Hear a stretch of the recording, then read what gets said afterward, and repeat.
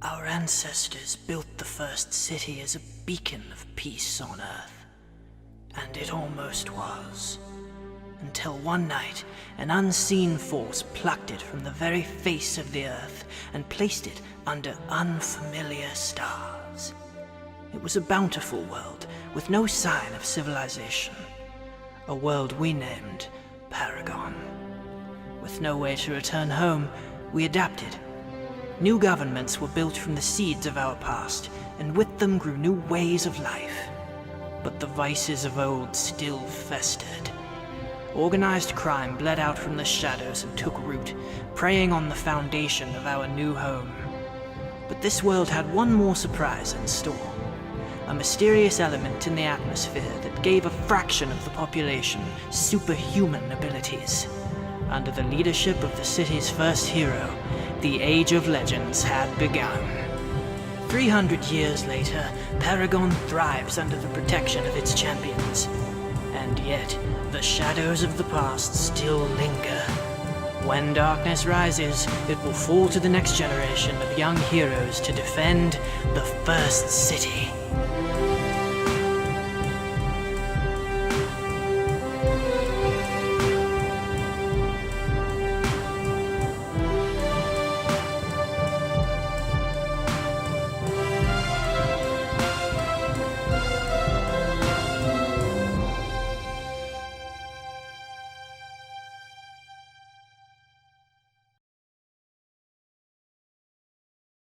Hello and welcome to The First City, Volume 3, Episode 2. I am Ian Frost, as I always am, but wait a second. This isn't Team Pantheon. What's going on here? Who are these men? Now, you know Ben, usually as Jeremy. Number But, one duplicitous male right here. viewers, not today. And joining us for the second time on Chance Encounters, but for the first time in First City, the one, the only Kyle Slayton. That's right. I ate Eric Schwann, and here I am. There he is. No more Eric. BB is gone forever. Evie is gone and we have killed her. She's dead. Yeah, she's dead. She's really not, though. I promise you, all mysteries will be revealed. After all, I did promise you last episode. That was only the first of many surprises, and here at the second episode is the second. And so, we fade in. Just outside the outskirts of downtown First City, we see a basically derelict building. An open, sort of half-crumbling, half-constructed warehouse. And inside that warehouse is an empty swimming pool, rectangular, with no water in it. We hear the gentle rumbling of a car approaching, and as it pulls up, we see a nondescript gray car with blacked out windows as it descends down a ramp into this empty swimming pool, crossing through a threshold that might be familiar to some of our viewers as the holographic display flickers and the car continues down the ramp into the vibrant city lights of Subterra Neon. The strip of downtown nightlife underneath the first city, so to speak, where clubs and restaurants, people in masquerade get up, even at this late hour, around 1 a.m., is still very much alive as drones pass overhead, lighting up the cars that passes under them with multicolored lights. We see people moving in and out of clubs, music pulsing from doors that open and close as bouncers wait, letting people in and out. And the car continues to drive until it pulls into an alleyway. It continues farther away until the music fades out into the distance. We see from above as three figures emerge from the car, but they're shadowed. We don't see them just yet, and we barely hear them. We see sort of the pressing of buttons, and a cloaking field hums to life around the car, rendering it nearly invisible in the shadows of this alleyway as the figures scamper up to the rooftops and begin to cross deeper, deeper down this stretch of road, unseen, except by us. Finally, we see from their point of view, looking down across the street, perhaps even through binoculars, we see a square, sort of squat building with a wide garage that is currently being closed. Underneath, or actually above that garage door, you see in block letters, Toby's Auto Shop. And you see as the garage is closed, there is a figure kind of portly, but very strong, with strong features as well, kind of a wide, broken kind of nose as he looks over, taking off his mechanic's uniform and sort of tying it around his waist as he pats the top of his truck, looks around a little bit nervously, checking his left and right, looking up at a cleverly hidden but very visible to those whose eyes are tuned for such things camera swiveling, watching this front entrance. He takes one last hopeful glance at this camera, gets in his truck, and drives away, leaving us in the silence. Then, back up across the street on top of a nearby building, out from the shadows steps the first of these three figures. A tall man wearing this almost armored-looking segmented chest piece of silver, black, and accented with crimson. We see a man with deep, dark skin, kind of wide features and hard, piercing eyes, but no mask, even though he is clearly wearing a superhero outfit. And we see a close-cropped black beard flecked with salt and pepper, and long, deep, gunmetal gray dreadlocks that go all the way down past the center of his back. And as he looks down, he looks back over his shoulder, and Steel Soldier says to his team, "We're clear for now." Stepping up to either side of him are his team. And let's go ahead and start with Ben. Would you please describe your character? In her costume, mind you. So, my character, I suppose the first thing that would catch your eye is the fact that she has two bright orange ears that protrude out from the top of her head, poking out of a helmet, and also a massive tail that goes up over her head about 6 feet in length. Her hero outfit consists of a lamellar vest with chainmail underneath, that goes down to her thighs, and with accents of red, similar to Steel Soldier. Underneath that, her underclothes are all this rich, flowing cobalt blue, technically ultramarine for the color theorists out there, but Ooh, painting from Warhammer models. Ooh. ultramarine is also a real color too. Oh. But see, okay, I don't know that. I'm just a nerd. yeah, everybody point and laugh at the nerd. Some nice black boots to tie it together. And over her face is a black and blue mask, except for a deep gash of red that goes over her left eye, and a deep red one that starts at her cheekbone, but as the mask ends just below her nose, a real scar continues down to her jaw. And finally, she has two contraptions attached to her arms with like reinforced gizmos that go across her back and like down her body, which are two grappling hooks. And she'll say, "All right, so clean up Moonlight's mess as always then, Steely?" Well, that remains to be seen. But I meant what I said before. This could get messy. It shouldn't, but if it does, you stay behind me.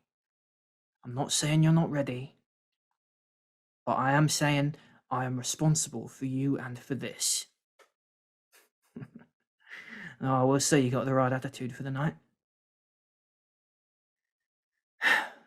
Yankee, you with us? Absolutely. And you see about 6 foot tall. He's got blonde hair that, he could do up if he was a little bit more vain, but he always leaves down because he just simply forgets. And it kind of looks like this awkward little bowl cut sort of deal. He's wearing a stark white uniform with navy dark blue pinstripes all throughout it, nearly black. On the right breast of the chest is YD, that stands for Yankee Doodle, and on the back, on the navy blue cape in stark white lettering, says Doodle, and very reminiscent of a certain baseball uniform, just to keep my baseball motif going with Chance Encounters. Excellent. Incredible. He goes, right. Now, we all know we're not supposed to be here, whatever that means. So, this is your last chance to back out. I'm happy to do this myself.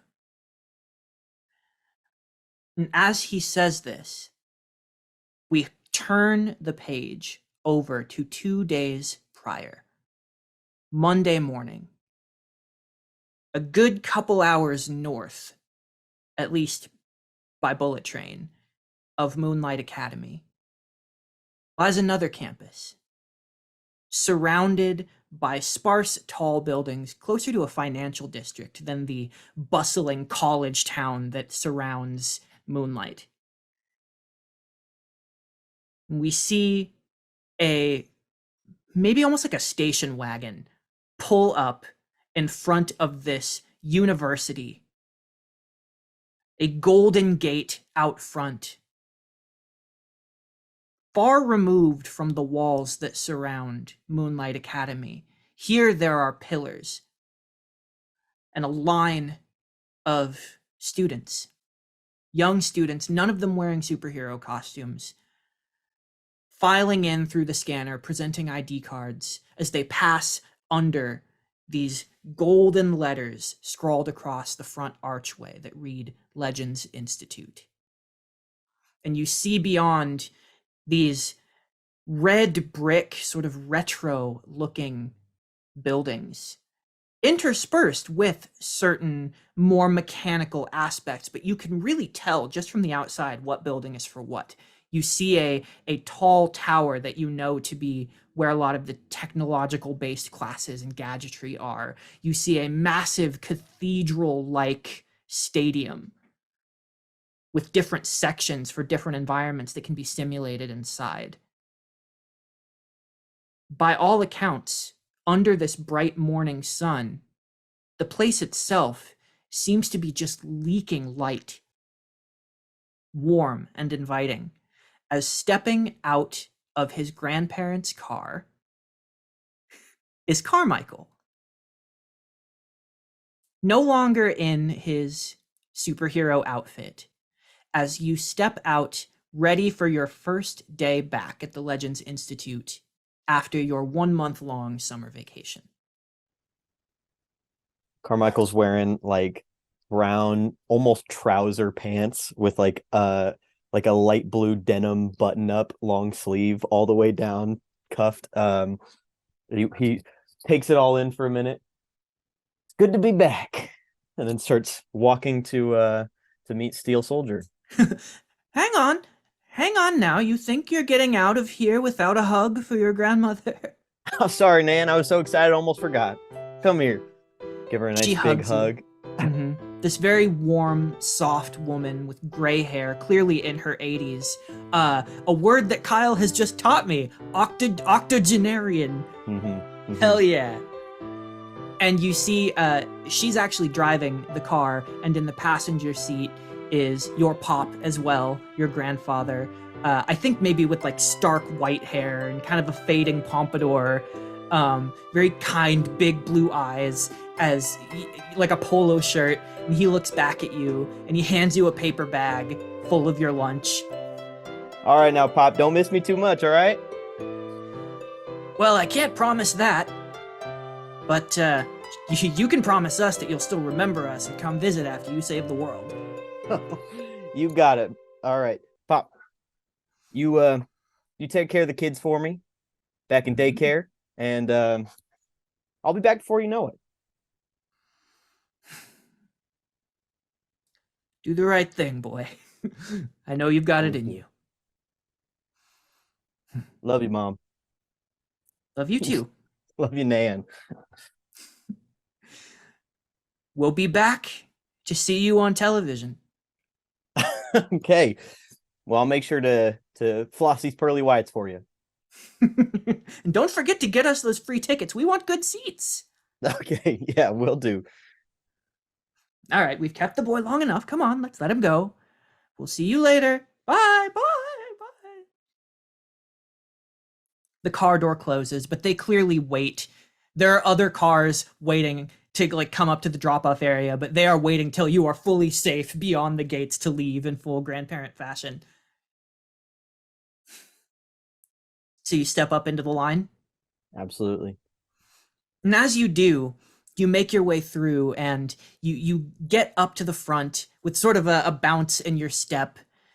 It's almost like there's a backing track, this happy whistling tune behind you as you go, and you make your way through and you see Mike, who works a lot of the time. He works a lot of shifts at the front scanner. He takes your ID card and he goes, "Carmichael, good to see you again. You too, Mikey." Hope to see you sign up for the tournament. I've got a lot of money on you." Oh, hey, I appreciate it, but I wouldn't count your chickens before they hatch, all right? Never know what could happen in those tournaments. Hey, well, I'm only joking. I'm sure you'll do fine. And between you and me, we're not supposed to gamble. Just a little joke between friends, huh? Well, Sure. I'm not going to tell anyone if you like to have fun, Mikey. well, I appreciate that. Have a great first day back, young man. Thanks, Mike. It's good to see you. You too. Get out of here. You keep walking, and as you do, you see students that you haven't seen in a month. There's one student who sort of flies up past you with a stream of energy, like radiating down from waist level like a cannon, flies past you and salutes you on their way over. "Morning, Yankee!" Flies off. I'll see you later. You see a group of other students who you know from another team who are passing around this ball of just kinetic energy. One of them catches it in midair with telepathy and throws it with their mind to another student who catches it with an elongated, stretchy arm and then hands it to the next student. Hey, pass it here. Oh. "Hey, Mikey!" I want to jump to catch it and like soar a little too high for a human jump. So you fly, basically. Yeah, I you fly. fly up to get it. Yeah, absolutely. Hey, do you want to make the first roll of the game? I would love to. Okay, so go ahead and make me an agility roll and Okay. add your power die for flying. Okay, let's see. So agility is 4, so I'm gonna roll 46. 46. Okay. And however many d12s you have in your flight ability. Okay. Come on, let's go Team Steel. Let's see. Oh my God. That's 3 6s, 18 plus a 2, 20 plus a 4, 24. Oh, well, okay. So you don't add them up. You just count the number of successes. So how many of them are okay. 4 and up? Yeah. 3 6s, and then the D12 is a 4. So a 6 counts as 2 successes. Dang. So 3 6s, 2, 4, 6 successes. That's and then crazy. out of how many total die did you roll?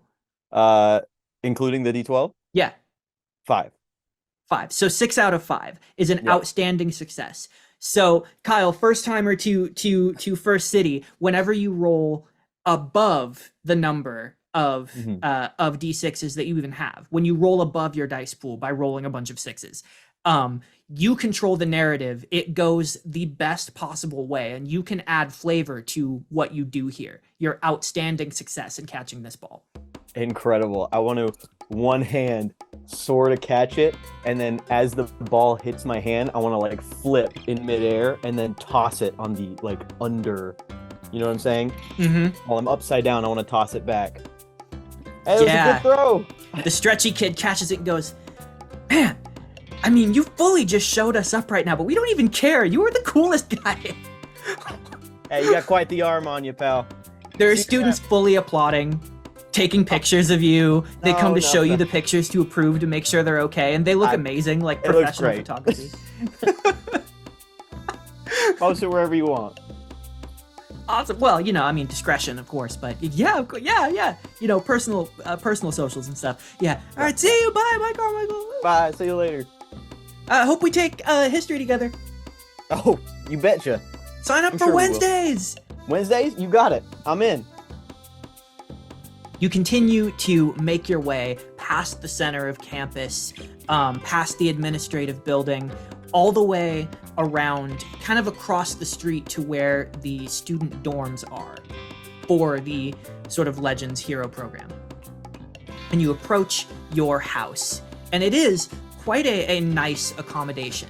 It's not like a mansion, but it is a very nice sort of 2-bedroom apartment with a lawn out front. You know, you have sort of a fenced-in backyard outside, and there really is a nice row of almost identical looking apartments, but of varying sizes for the varying sizes of teams, ranging from 2 to 5 room little sort of mini houses, condos, if you will. And they're spaced out down this perfect sort of suburban street that is punctuated with just eager anticipation of people here for registration day, moving back in to houses that they haven't been in for a month, places that are going to be their home for the rest of the semester and beyond, if all goes well.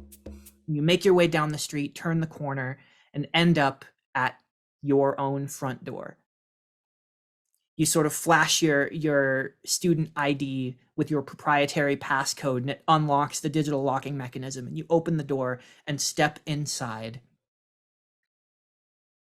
Kit, I'd like you to tell me where you are in the house. So Kit is currently like when you enter, I'm guessing you go into like the foyer and we have like a couch there already set up. Kit is sprawled over the couch holding 2 separate pieces of Steel Soldier merchandise, studying them both. And you see that the entrance to what you can only guess is her room is just filled with boxes, and they are all of Steel Soldier merchandise. And she is just looking back and forth. Right now, she is currently wearing like sweats and like just like a sports bra, singular tail just hanging lazily off to the side. Yeah, she's full focus, and without her mask you can see that both those scars, they look like they're fresh, but having known her for a while, you know that like she's had those for as long as you've known her, but they never seem to fade or like heal. They always seem like she just got them yesterday. But yeah. So now that we're seeing you without your costume for the first time, we can clearly see, right, that the ears and the tail, they're not costume pieces. They are literally growing out of your body. Yep. Yeah. And they I wanted to are clarify that for the audience. they are orange gold, just perfectly glossy. She takes immaculate care of them, and her hair is currently tied back, and she has bangs framing her face and just like a short fringe up top. I think that's everything I mean to say. So you see your teammate step through the door. How'd it get? Oh, hey, Carmichael. And she'll like lean forward and her legs will go over her head, and she'll just like contortionist just step to her feet and walk up to you and be like, which one do you think would look better? This one or this one? And they're like 2 of the exact same action figures. Well, let's see. Are these new merchandise? New merchandise. This one was made 5 years ago, and this one was made 4. But this one has a slight production. What is it called when you have a production defect? Thank you. Exactly, Carmichael. See, this is why we're on a team. Well, you know what? I think the more antique one, the 5-year-old with the defect, that sounds like a more of a display piece to me. It's more unique. Yeah, you get it. And she'll put that on the table. There it goes. Hey, I'm gonna check on the bird bath outside. You getting all settled in here? Yeah, just give me a how much time is left in the day? Several hours. Yeah, it's early morning. Yeah, just give me that amount of time. Tea's at 7. Tea is at 7. All right, I'll see you at 7 then for tea. Oh, so wait, you're saying it's like 6 in the morning? Like that, or I forget. You have No. a totally different standard of Like No, 7 she's- p.m. Yeah, Oh, she okay. said she means 7 p.m. Okay, it just I was like, your perception of earliness that I know is it's like bleeding into the show. I'll see you at 7 p.m. for tea. I'll just go outside, start like clipping any of the overgrowth on any bushes and filling up the bird bath, getting little bird feeders. Awesome. So you're out there doing that. You can see, now that you're in the backyard, you can see other students as well who are showing up to their houses, who are, your neighbors.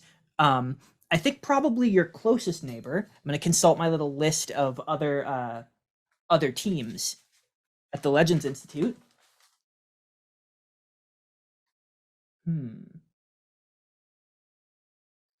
Let me have you guys pick a number between 1 and 5. 4? Okay. So your closest neighbors right next door is the team who is under the tutelage of Dr. Nanite, who is a Legends hero who doesn't have any powers, but instead controls a personal swarm of nanobots that can grow to like the size of a fist and do all kinds of different things. They can build stuff at his command. And he has like glasses, essentially like a headpiece that controls them, and that's what he's known for. So all of his students are really like tech focused. They're like builders, roboticists, robotalizers. It works. People who make robots. So they're probably out in the backyard setting up like outdoor lab equipment and stuff, and they wave over to you. Howdy, Nanitians. How are the critters? Work in progress, but we have high hopes. All right, I believe in you. We're trying to actually make a sort of a robotic blue jay, because we're inspired by your bird situation. We would love to have like a robot bird. I think that would that'd look be really, really good. Hey, your Robo Blue Jay is welcome to bathe in our bird bath anytime. Blue jay and steel jay, kicking it, or something to that effect. Absolutely. This student is trying so hard to like look cool in front of you. I'm like flying with hedge clippers over the top of like a tree in the backyard, like clipping it. And as you are flying, I think you actually have then a good view, kind of around the house, and you see Steel Soldier stepping up to the front door and knocking. But he is no longer wearing his costume. You see now that his dreadlocks are tied back behind his head, and he's wearing just a black t-shirt and cargo pants, very casual. But he has a very sort of serious look on his face, though he kind of does a lot of the time. But now it seems like he has something to tell you, and you can feel that energy, and it kind of cuts through. Like he brings an aura with him into this idyllic moment. And I wonder how you react to that, to his presence suddenly. Seeing that he's serious, I go to wave, and then since I'm up in the air, I'm like wondering what the protocol is for this. So I just sort of like fly back down into the backyard, slide open the back door. Hey, Kit, Soldier's here. She flies out of the room. She cannot fly. That is not one of her powers, but she does so anyway. And she just throws open the door and just like gives him the most full force tackle you've ever seen. Oh, hey, Kit, good to I see you. What are you doing here? I thought you'd be with the teachers. You know? Doing like Oh, boring people stuff.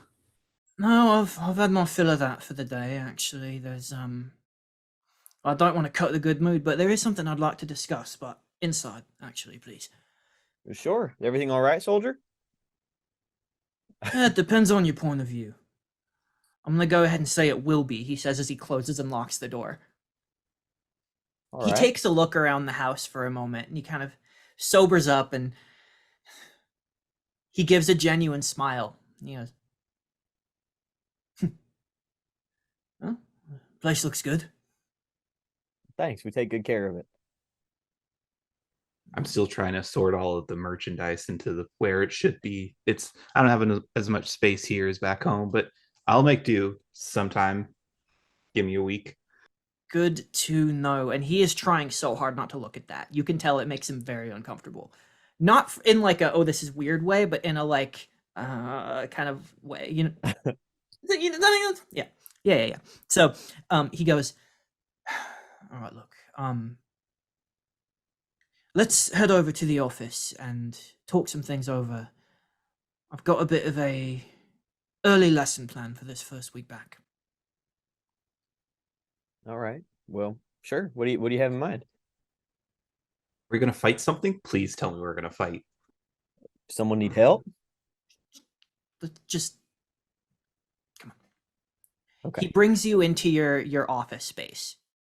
And as he closes the door, he begins to pull from his belt, which he's like wearing kind of a utility belt that looks like a kind of a cargo belt. It's very well disguised, but he starts pulling out these small silver orbs, just a little bit bigger than marbles. And when he squeezes them between his fingers, they expand into tiny little claws that have sort of a magnetic stickiness to them. And he begins to stick them around the room, and a field comes to life that is not visible to the eye, short of a faint shimmer at first, that you know is soundproofing this room.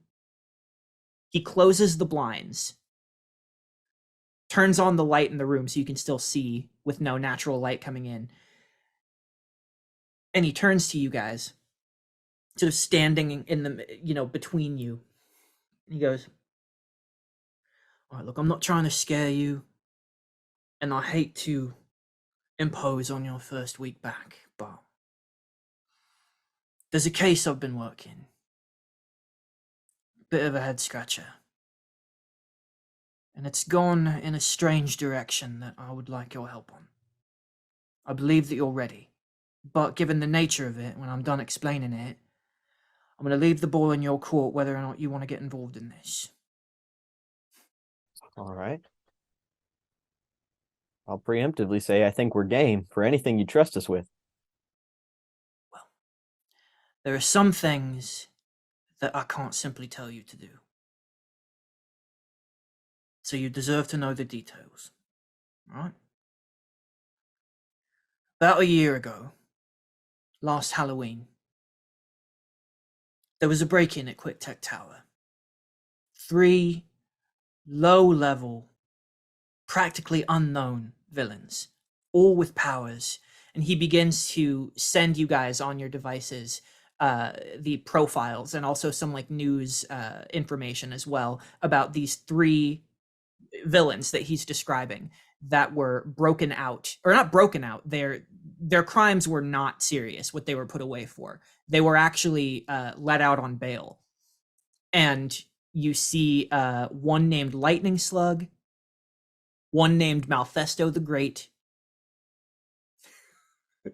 and one named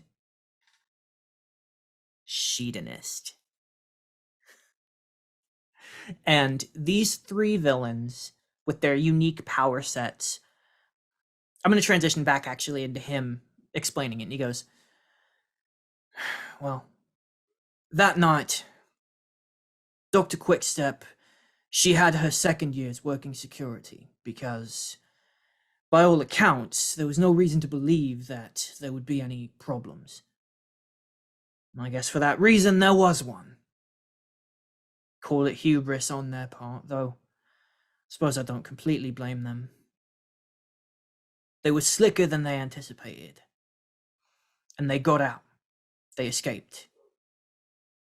They escaped with a piece of software called Realcom.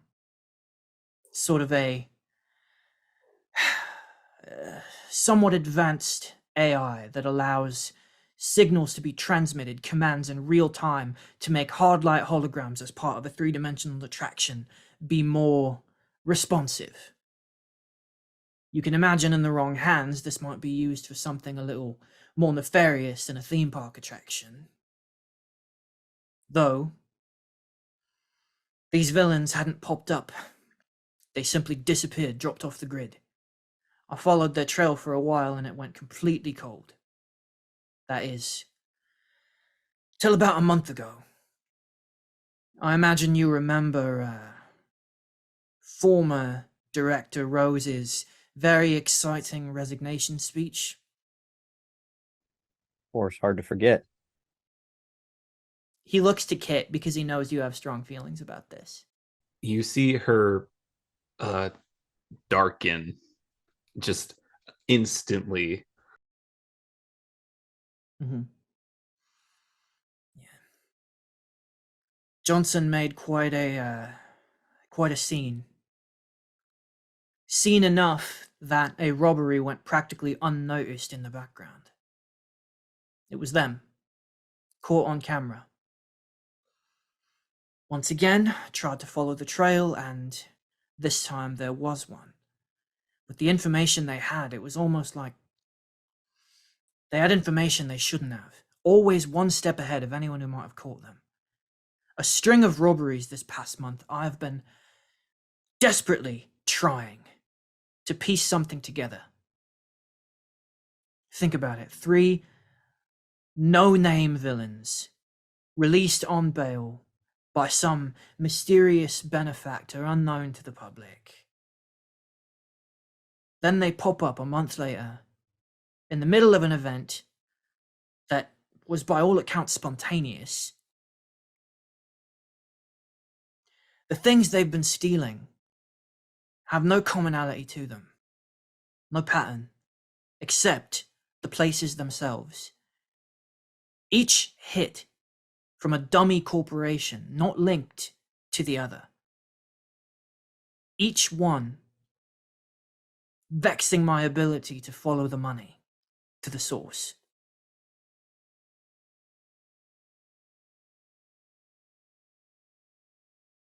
So they're not stealing just money from these places. They're stealing objects. Jewels, equipment, technology, nothing major, nothing at the level of that software.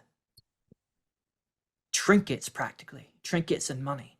It's almost like they're just trying to make a scene. Right. Well, call me old-fashioned, but I think there's a bit more going on here.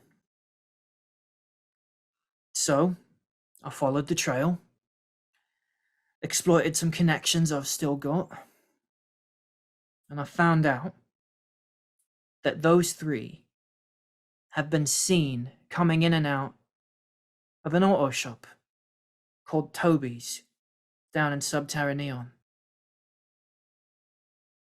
Took a lot of work, and I'm sorry to say, some conversations with some people I would rather not associate with. But I have reason to believe that they're being honest with me. If this place is where they're hiding out, well, that's the best lead I've got. And to top it off, I have it on very good authority that Toby will be closing early on Wednesday night, this Wednesday night, specifically in preparation for a massive shipment to go out. Mm. Now that reads as only one thing for me. if snitches are on to him as a shelter for this crime spree, then he's got to know that others will be too. FCS and, well, us. And others, namely Nova. All on the board, right? I think, and this is an educated guess, he's moving, packing up shop, getting rid of the evidence. That's our window. I want to be there after he closes up, before the shipment goes out. Just see if we can see the evidence. I don't think they would be there. I think they're too smart for that, given everything we've seen so far. So it should be pretty low stakes. And it is at my discretion to take you on a mission that is low stakes. I do believe that you're ready. But the one catch, the reason why I need you to opt into this, it's because the Vangardes being the headmaster and the dean of instruction of the Legends Institute, they said orders came from up high. I'm to cease all investigation into this case. They told me it's no longer my jurisdiction. Furthermore, that I would need a warrant. Ordinarily, I would agree, but given this window, I don't think we can afford to wait. Nor do I think that, given the current climate, we can afford to lose face right now. We need to get on top of this. We need a win to restore the public's faith in us. They know their government has failed them. We can do this. But if you don't want to, then I can do this. It's your choice. Well, soldier, you coming to us with something that you trust us with in the first place is honor enough and tells me that this is something we ought to do. But I do have one question. If these three criminals do happen to be there for any reason, do you think it could get a bit dangerous, a bit violent? Well, at the time of that first robbery, they did outthink and outplay Quickstep's second years. So, if it comes to that, I say turn tail.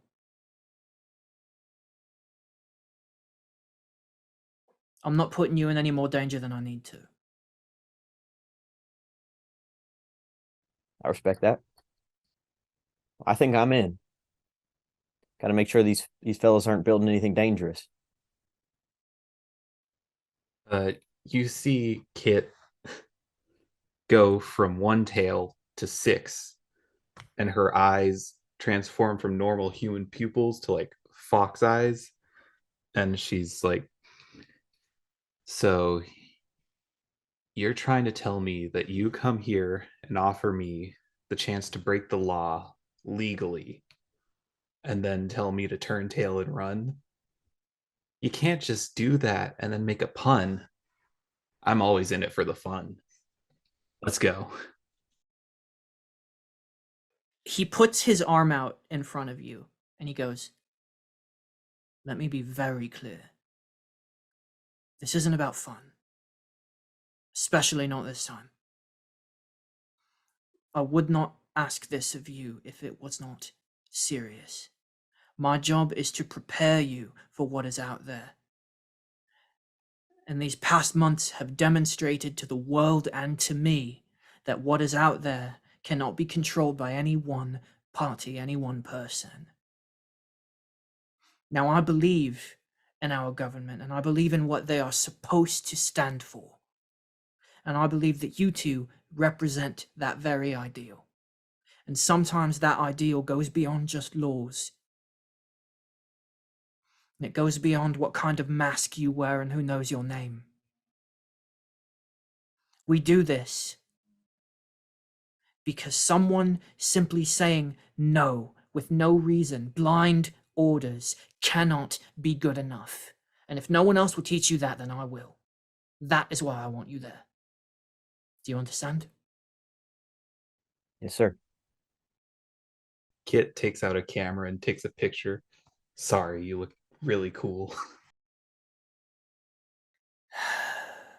He sighs, and as he does so, we cut back to Wednesday night.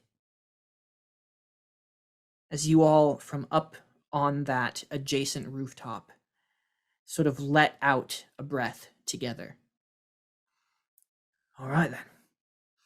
He reaches into his belt and he pulls out another small sort of marble-looking device, but this time when he clicks it, it expands into a larger circle and a red dot at the center, almost like an apple core sort of cutout in the center, with then a little red eye that swivels all around and begins to hover on repulsors. And it very quietly heads down, staying above the eye line of the security camera. You see it blinking, red to blue, and the security camera doesn't have any real reaction that you can see from the outside. And he goes, all right, that should fool the camera for about 30 minutes.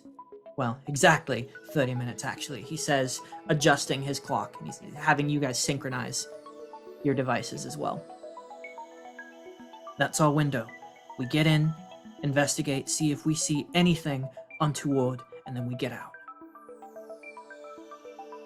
Everything gets hairy, you get behind me, or you get out as fast as you can.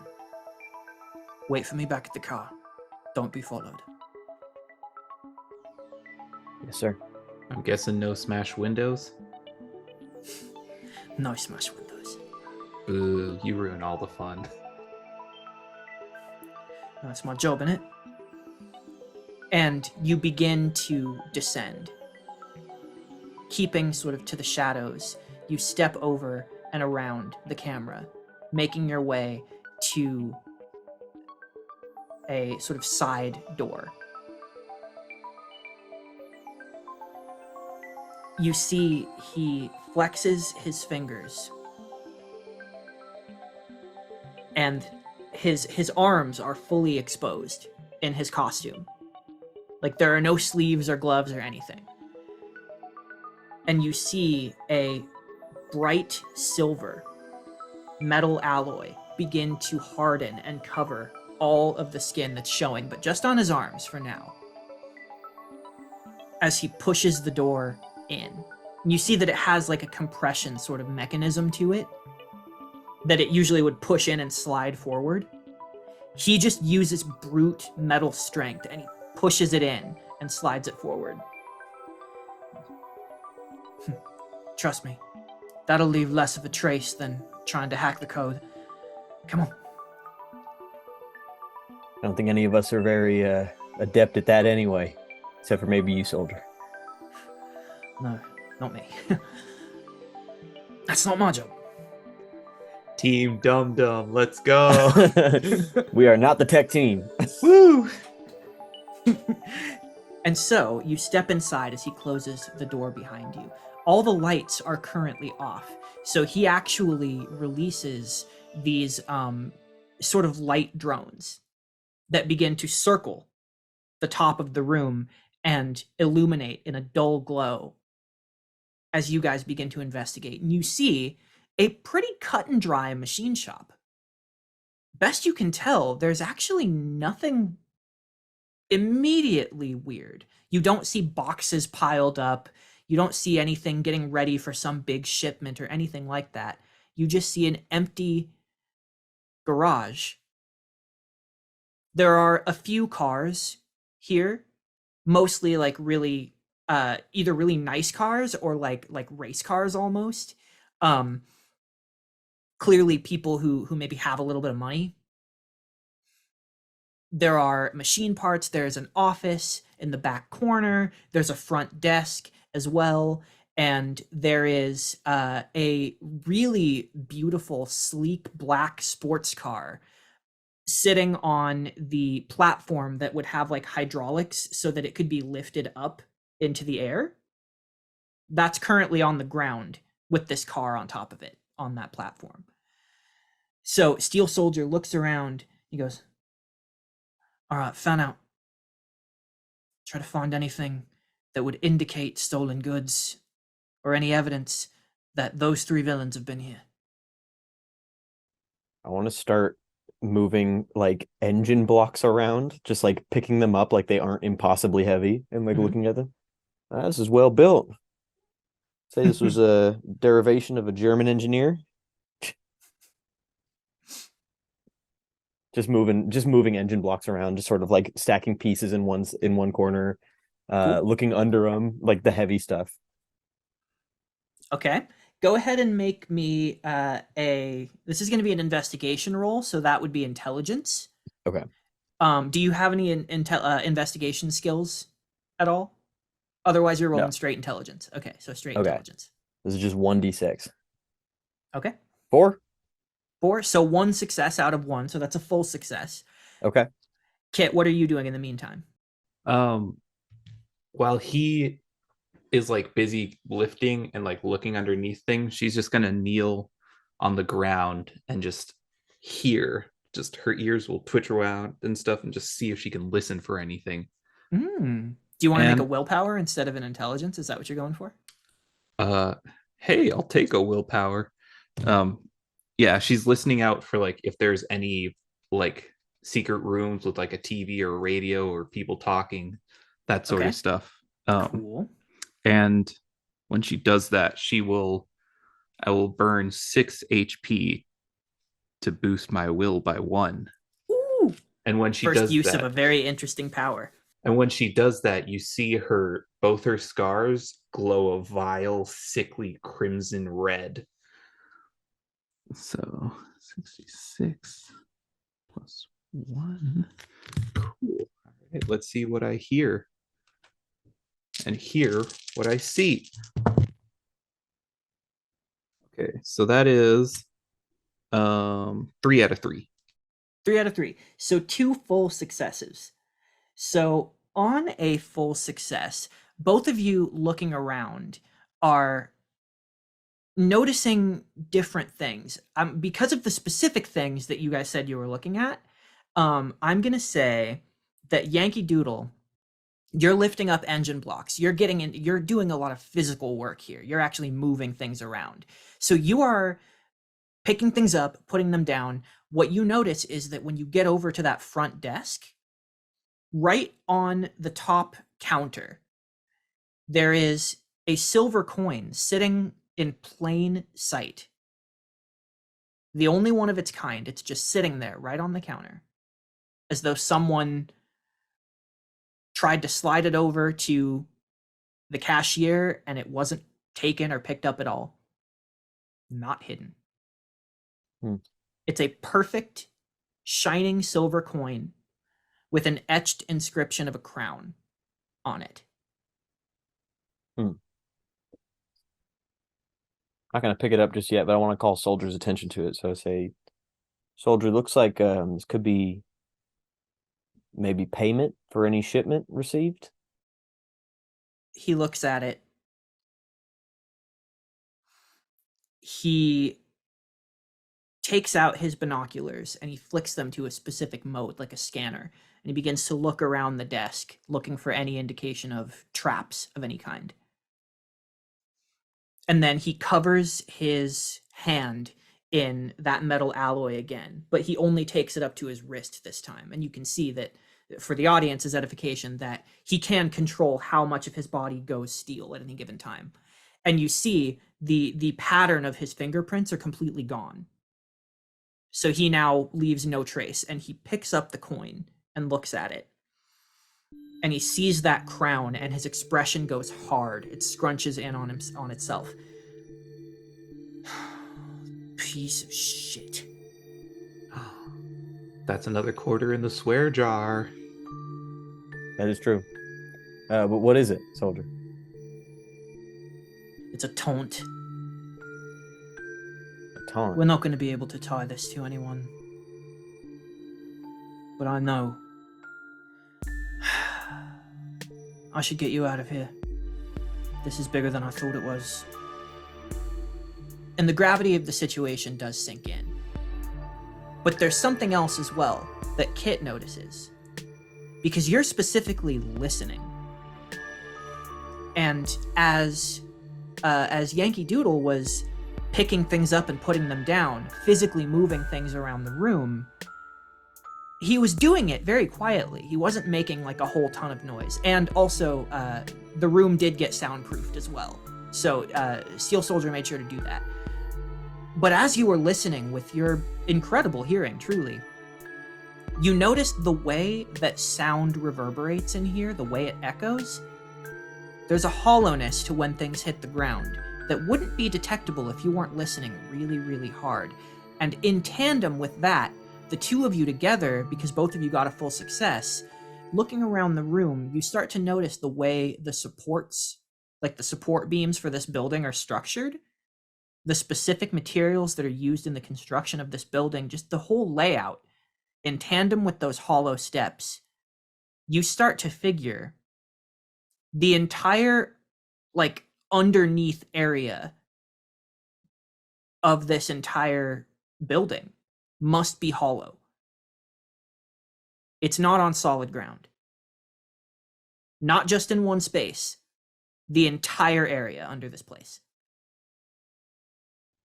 I reckon we can use the hydraulic lift as some sort of elevator, maybe, because it's down right now, right? Yeah, I mean, ordinarily you would think it only goes up and down, Right. that it doesn't go underground, but But you if, can still, if yeah, there's you're an- welcome to theorize that. if there's a hollow underside to this, I mean, what better way to hide it than in plain sight?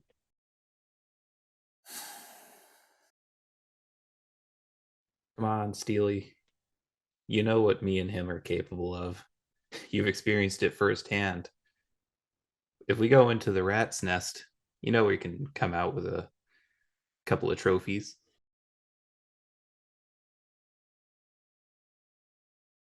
He looks around. He checks the clock. You guys haven't been here very long. It's only been a few minutes.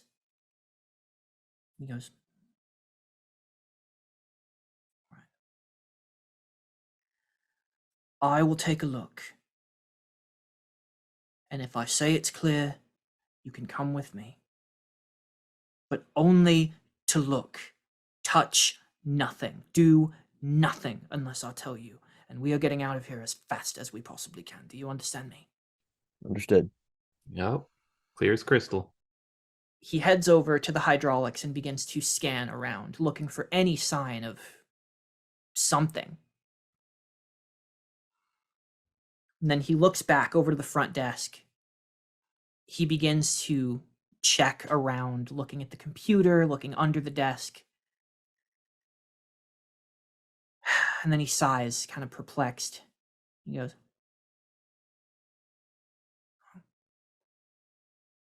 "The way I see it, we can either try to force this thing down, which will make a lot of noise, maybe more than we can actually reasonably dampen if this platform with an entire car on it crashes to a lower level. Or I actually get into the system to turn it on, which may leave a digital fingerprint. I'm leaning toward the second because, well, if it's found that we did find something, I'm going to get a fat "I told you so" from my superiors." Yeah, but who cares what they say? They're old and dumb. You're not. You're old, but you're smart. You're incredible. You are pretty smart, which is why I'm leaning towards the digital footprint side of things. Not sure if either of us are capable of hacking into anything like that, but you need me to push this thing down. All you need to do is say the word.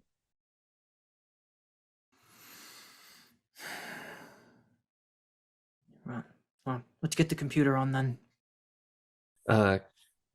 Kit will walk over and place her hands on his shoulder and be like, just, you've done it 100 times. And she will burn 12 health and give him +2 to his intelligence. Ooh. Yeah. Cool. And he feels that and he goes, "You should have kept that for yourself." I know what I'm doing, I think. Come on then. Clock's running out. He steps around to the other side of the desk and he reaches toward the computer. Before his hands even touch it, you all hear a mechanical hum, a creaking even. Immediately, Steel Soldier's entire body in the blink of an eye goes steel. Travels up his fingertips and then across his entire face until he is one single alloy, and it even travels up through his hair. And those long dreadlocks that he wears become chain link. And he whips around, flies over the table in a perfect roll, and lands on his feet in front of you with his arms out. As you see the car, this beautiful black sports car that's sitting on top of this platform that you believe leads to a lower level where the answers lie to this mystery. This car begins to change. It crouches in on itself. Panels slide out and crunch in until arms, legs, a head emerge with bright, glowing red eyes as this car transforms into a robot. And as it charges toward you, there is no time to run away immediately before I have to ask you to roll initiative. Whoa. Whoa, how do we do that? So this initiative is the only time that you actually count up the numbers on the die. So you Okay. roll an agility check, and instead of counting successes, just give me the total number. Okay. Yeah. Does my super speed do anything for the ability of initiative? That's interesting. Your super speed. So you have a D12 in speed. Mhm. Yeah. Yeah, go ahead and add a D12 to your initiative. I think Cool. that makes sense to me.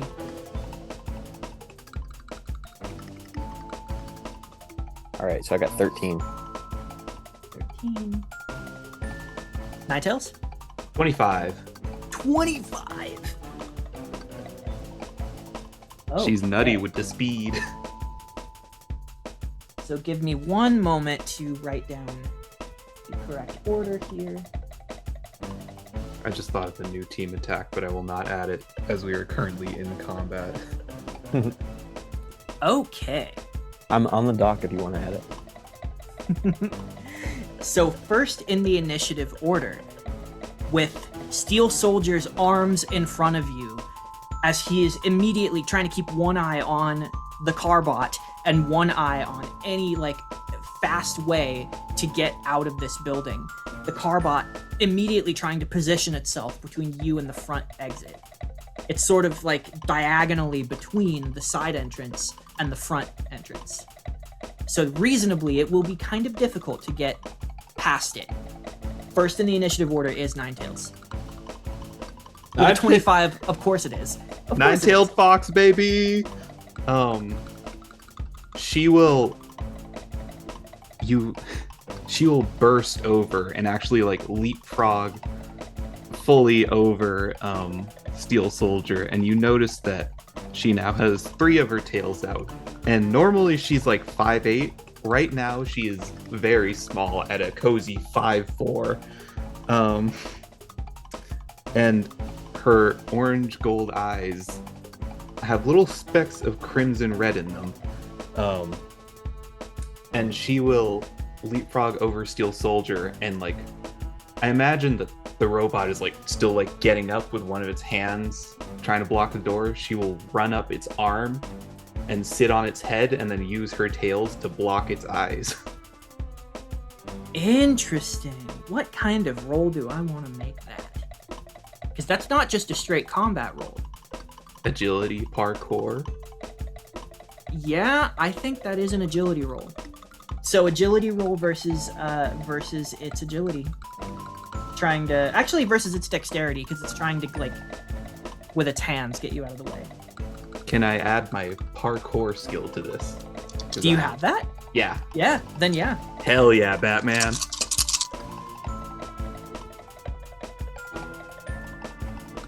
That one dice rolled forever. Okay. Okay.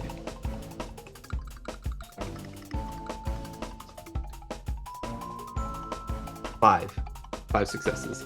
Okay, I only rolled 2. So you are able to run up its body, and that is out of your total number of die, how many was it? Was it an outstanding success? 5 out of 6, so.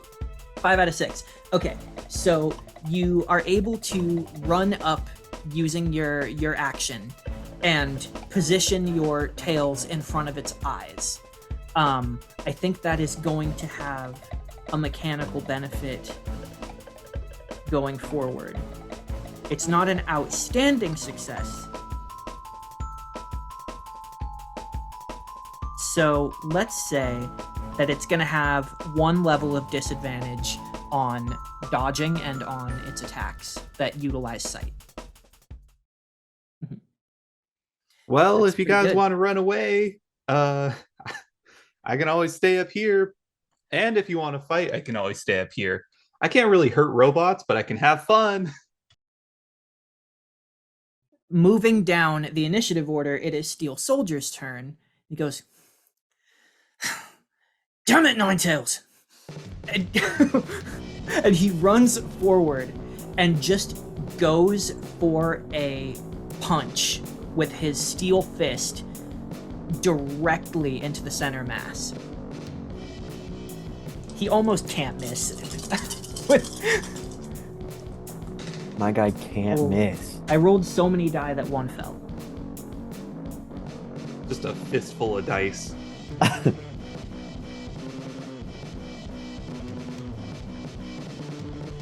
Actually, that was not the best roll considering how many die I rolled. Ooh. That's only 3. Versus...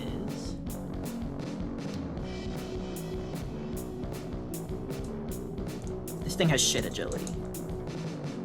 And a level of disadvantage. Okay, so... That's still 1 success versus his 3, so he... And rolling a 9 on his d12, he's gonna roll 2d6 plus 5 damage. 6, 7, 8, 9, 10, 11, 12. So Steel Soldier rolls 12 points of damage against the robot as you see it crack right in the center of its chest, and like sparks just fly out of exposed wiring. As we move down to Yankee Doodle's turn. All right. I've got an idea, but I got to make sure this works. This thing was a car. It was a car. Did it have a gas reservoir? Yeah, it has to have, right? Yeah. So it functions as a car normally. Yeah, it functions as a car. Now, is that gas reservoir full or have any gasoline in it? And can I see it? So it is pretty solidly inside the car, and I don't think, because you haven't looked at it up until this point, I don't think you would know how much gas is in its tank. Okay. You could try to find out. Depending on how good you roll, it would either be your action or your secondary action. Okay. So you could gamble on it. I'll do it. Okay. Yeah. So Soldier has not given me the okay to attack yet, so right now I'm just going to look at it. And then if I see something that could help. So what do I roll for that? Let's call it either intelligence or willpower, because it is of straight perception. You are looking to see if you can find any evidence of its gas reservoir. All right, I'm going to roll willpower. And that is, you said it's 4 or above is a success? Yeah, a 4 and up is a success, and a 6 counts as 2. Okay, I got 2 3s. 2 3s out of 2 die? Out of 2 die. Okay, so that's 0 successes. So right, it's hard to see. It takes your full action, and right. you don't see any way to gauge the amount of fuel in it just from looking at it at this point. Can I... Okay, So I have a secondary action? Yeah, a secondary action is like a smaller sort of free action. So as I'm like really eyeing this thing up, can I look around and see if there's just any gasoline canisters in the auto shop? Any gasoline canisters? Like those red Phillip cans? Yeah, I'll let you make a very cursory perception check with a free action. Okay. Yeah. So yeah, I'm looking this thing up and I'm like, just bright red can, bright red can. So same thing, willpower? Yeah, and because of that first success, being a 0, you're gonna need a good success on this one. I got a 0 again. Got a 0 again. Yeah, I'm you're up. just standing there looking Soldier. for anything, and there's nothing. All right. Soldier, permission to fight. Yeah, permission granted. As he like pulls his fist back. You got it, you betcha. Next turn. Which brings us down to the bottom of the initiative, the Carbot. It is going to reach up and with its first attack, attempt to grab Nine-Tailed Fox.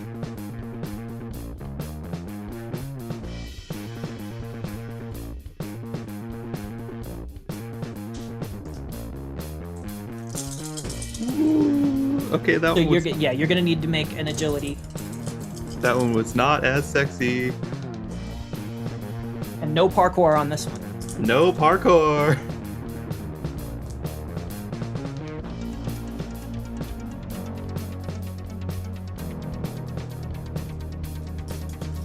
Got ourselves a specialty here. Oh, that's what we like to see. Was there a disadvantage? There is one level of disadvantage, so one of them should. I'm gonna prioritize this 6 here. Si se puede. It's literally a 6 again. Fuck. Oh no. 6. So that is 6 out of 6 successes. What did you get on your agility? I got 3 out of 6. Okay, so you are grabbed in this metal hand. It rears back and is going to attempt to hit Steel Soldier with you. Oh. Steely, please dodge. He's gonna have to. Same roll.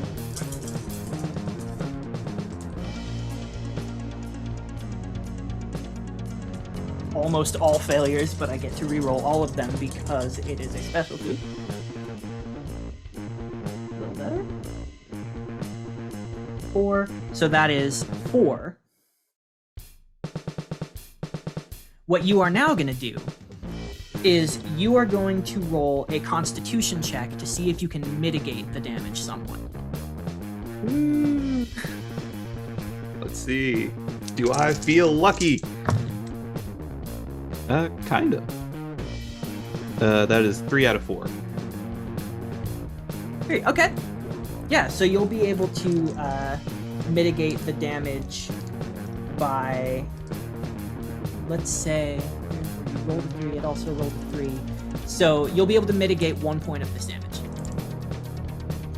Does our hero costumes negate any more damage? Yeah, you have some soak, so that's 2. Let's go. Let's roll for Steel Soldier's dodge. Steel Soldier does not dodge out of the way, so he gets the full brunt of the damage. But it was a failure on the power die, so it's only 1d6 plus 4. I roll a 1, so 5. So that's 5 points of damage to Steel Soldier, and 3 points of damage to you. Ow. I'm okay. That actually didn't hurt as much as I thought of. Giant It looked mechanical bad. monster. But it is still holding you. I'm made of sterner stuff. All right, just from observation, that was a crazy thing that just happened. It is now your turn, though. And you are going to need to, if you want to get out of this thing's grip, you're going to have to roll for it. Roll for it. Up to you if you try to like weasel out of it or if you try to brute force yourself out of it. Oh, if I can weasel out of it, then she is going to go to her smallest, her second form, which is only 5'2", sweet little angel baby, and she will try and squirm her way out of it. Is this agility? It can be agility to try and squeeze out of it.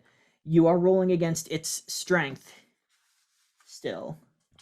Oh shit, I dropped that one. With its robot strength. 4 out of 6. It rolled a 5. So you're still in its grip. Hey, and it was that's gonna be your action. So you have a secondary action. hey, guys, I know that I seemed really excited to do this at first, but it's kind of getting a little scary. Can you get me out, please? Do I have anything? I don't think I have a secondary action I can use right now. Okay. So it goes down to Steel Soldier. And he looks up at you and he says, "Untense your muscles. Stay still." Yeah. Yeah, you can easily do that. He is going to brace against the ground, like he pushes his weight down, and you see a crack underneath the weight of his metal body as he jumps up and just grabs onto the thumb and tries to pry the hand open to release you. Wow. It's magnificent to see. He is rolling a very large amount of dice. Come on, Steel Soldier. You can thumb war against a robot. 4, 5. Okay, that's 5. That's pretty good. Versus the robots. 2, 3, 4. I declare a thumb war. Oh, we'll not go the 5, 6, 7, 8. It's 5 versus 5, but tie goes to the attacker. So he is straining against this thing, but you hear him, and he pulls the hand open, and you just drop out. You're able to catch yourself. I think this is sort of a base agility thing. You are an agility build, and it's not a very far drop. It's not a huge, tall robot. It's maybe like, let's say 8 to 10 feet tall, somewhere in there, which is still big. Parkour roll, you know? Yeah, so you're good. You don't take damage from the fall. Let's go. But you are out, thanks to Steel Soldier. It did, however, consume his full action to get you out of there. So that is going to be his turn as he repositions himself in front of you. Yankee Doodle, you are up. All right. There's other cars in this shop. Yeah, there's a few. Just I've got like a harebrained scheme. I am going to I'm gonna fly up to one of the is there a car in here that has the hood down, like a convertible? Sure. Okay. Why not? I'm gonna fly over to a convertible, and on my like similar to how I was upside down when I threw the ball, I'm gonna do a little callback to that and like fly upside down for a second. Okay. To flip the gear into neutral on one of the cars, and then land behind it at the trunk and just start pushing with my super strength and running it at the automaton. Okay. That's a lot of consecutive different actions, right? Sure. Yeah, so let's take them one at a time. The first intended result is to push the gear shift. Yeah. Okay. So what kind of roll can we call that? I'm actually going to let you try to sell me on the roll that you want to make. I mean, remember catching the ball was agility. It was. So if I'm upside down and I'm just trying to flick this gear shift down in one movement as a sort of bonus secondary action deal, then I would like to do that quickly with agility, maybe. Okay. My only argument for that is that you're doing it with your hands. right? Okay. Unless you are trying to, like, you're flying and you kick the gear shift. That sounds awesome. Okay. If that's the case, I will let you do it in one fluid agility movement. All right, that's very cool. Yeah, I want to fly and kick the gear shift. Okay. And if you roll try and land really behind the car. well, I'm going to say if you roll a full success or more, Uh-huh. I will let this count as your movement and secondary action, and you can still push the car on your turn. That'd be big. That'd be If big. it's just a regular success, but not a full or above, it'll cost your action to do this. Okay. All right, I'm gonna roll. That's a 6. Okay. That's a success on the D12. And add your power die as well, because you're flying. Okay, yeah. So that's a success on that. Okay. Only 1d6 didn't succeed, but one of them is a 6. So that is 1, 2, 3, 4, 5 successes out of 5 die.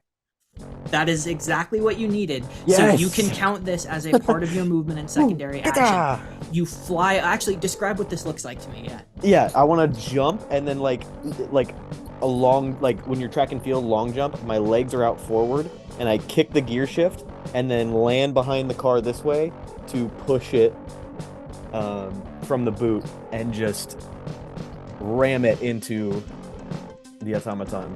Okay. So now that the gear shift has occurred, you are able to get yourself behind it and push with your super strength. So go ahead and make me a strength roll with your power die, and I will roll the agility to see if it can get out of the way. All right. Oh, There's no modifiers to its God. agility. It is not its strong suit. It's just a pile of hit points. That's only one. that's only one? Yeah, I only rolled one. I only rolled 1 out of 5. Tie goes to attacker. Okay, this is incredible news. I like struggle to push this car forward. So you push the car forward. What was the number on the power die? Because this is technically an attack. The number on the power die was a 3. So the power die was a failure. Yeah. So overall success, but to gauge how much damage you do, you look at whether the power die was a success or a failure. So a 3 on the power die is 1d6 of damage. So go ahead and roll 1d6 of damage. It's all right. This wasn't about damage. This is about getting a car where I needed the car to be. For next turn, that's 3 damage. Okay, and then what's your strength score? My strength is 4. So 3 plus 4, so 7 dang. points of damage. As Dang, you, okay. it kind of takes a minute to get your bearings, but you push the car into it, and it doesn't really anticipate this happening, and it also just had its hand pried open, so it's kind of an opportunity for you, and the car does nudge into it just enough to throw it off balance and actually hurt it a little bit. Heck yeah. 7.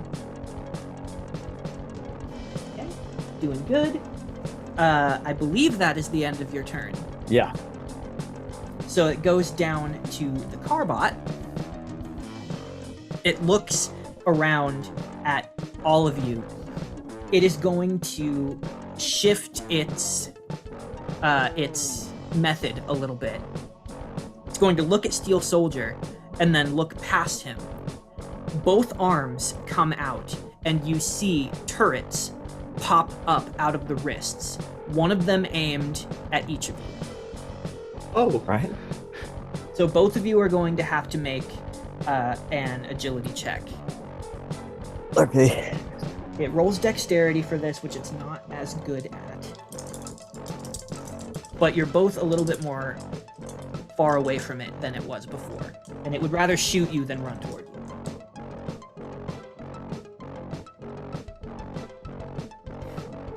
Unfortunately, I have rolled a 12. 12 successes? No, a 12 on the power die means it's a crit. Oh. So good. Okay. So that means it's okay. What I do need to do though is determine which of you takes the crit. So on a 1 through 3, this is against Nine-Tailed Fox, and on a 4 through 6, this is against Yankee Doodle. Can I opt to take it somehow? give me the crit. I got it. Well, it's choosing which one Okay. of you. Oh, Because it's one of the guns. If you want right? to take a. Let me see.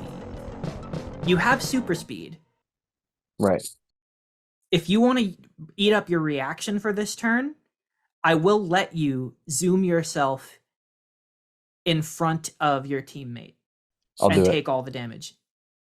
I'll do it. You would do that. Okay. So I'm not even going to make you roll for it because that is a heroic action. That is a narrative action. You use your super speed and your reaction for this turn to zoom over. The first shot now doesn't it like it's not as fast as you. There's not really there's no way it could even roll like it's dexterity. It doesn't come close to your agility. So, yes. can I use my reaction to trip him so he doesn't take that shot for me? Because I rolled kind of baller on the dodge. Interesting. You can try. It'll be difficult. So an agility roll from Kyle with your power die for speed Okay. versus a trip. I mean, Because I got a 7 out of 6 for my dodge. But if it's a crit, can you even dodge it? I got an outstanding success for my dodge. well, if it rolled, if you got more die than it, the crit doesn't matter. Oh, okay. Yeah, it's not like an automatic hit. It's like the crit just modifies the damage. So I'm still gonna do this for the narrative. yeah, because you wouldn't know that, right? Yeah, In game, exactly. you wouldn't know that. I'm still going to try and also trip you Okay, for the narrative. I think look out! a trip is. I mean, that's your feat. You are trying to be more agile than a speedster, and that is not easy to do. So this is going to be a straight roll of agility for you. Let's go. Let's go. I want to give you a disadvantage so bad, but I think that it's a disadvantage enough that you're going against a speedster. Oh, shit. 4 out of 6. I 4 got 3 out of versus 5. 3. So you zoom over there and you are tripped. Hit. I just imagine Kit like scrambling, jumping, and then turning and kicking your feet out from you and pulling you onto her while going behind Steel Soldier. So here's, I think, what I need to do. It was still never determined which hand was going to be the crit and which one was the normal. It was firing simultaneously. Mm-hmm. So if it was firing simultaneously, one of them is going to completely miss, and one of them is going to now fire 2 shots. Or wait, no. Yeah, one of them is going to miss, and one of them is going to hit Nine-Tailed Fox. It's gonna hit me. 7 out of Or 6. try to. But I need to determine if it's the roll that I just rolled, or if it's the other hand. You know what I mean? Because we never determined which hand was which. So original plan still 1 through 3 is Ben, 4 through 6 is Kyle. Let's go. 6 means that the crit was the one that misses. That means that the crit was the one that it is now it just into the side of the wall, which means I have to roll again versus what you rolled. And your original dodge is still against this shot because again they were simultaneous. Is this making sense? I know it's kind of crazy. Yeah. So remind me again what your dodge was before? 7 out of 6. 7. Okay. I don't think I can get a 7. And then reroll these.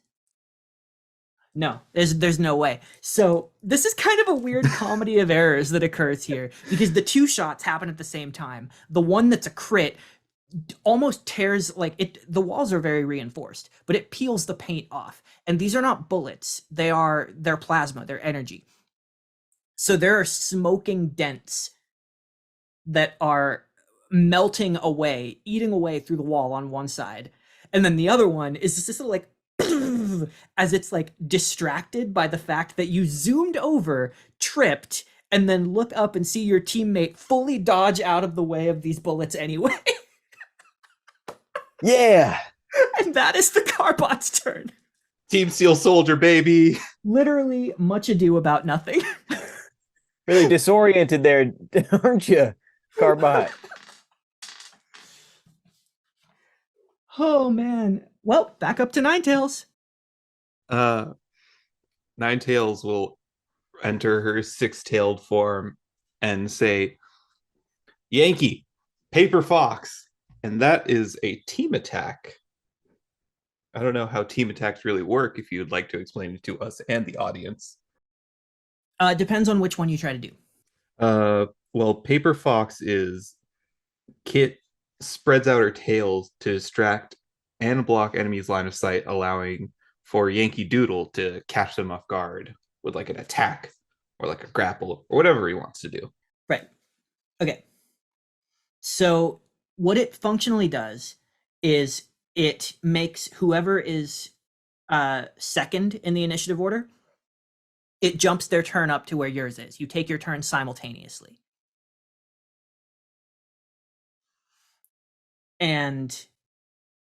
Or wait, that's not what I said before.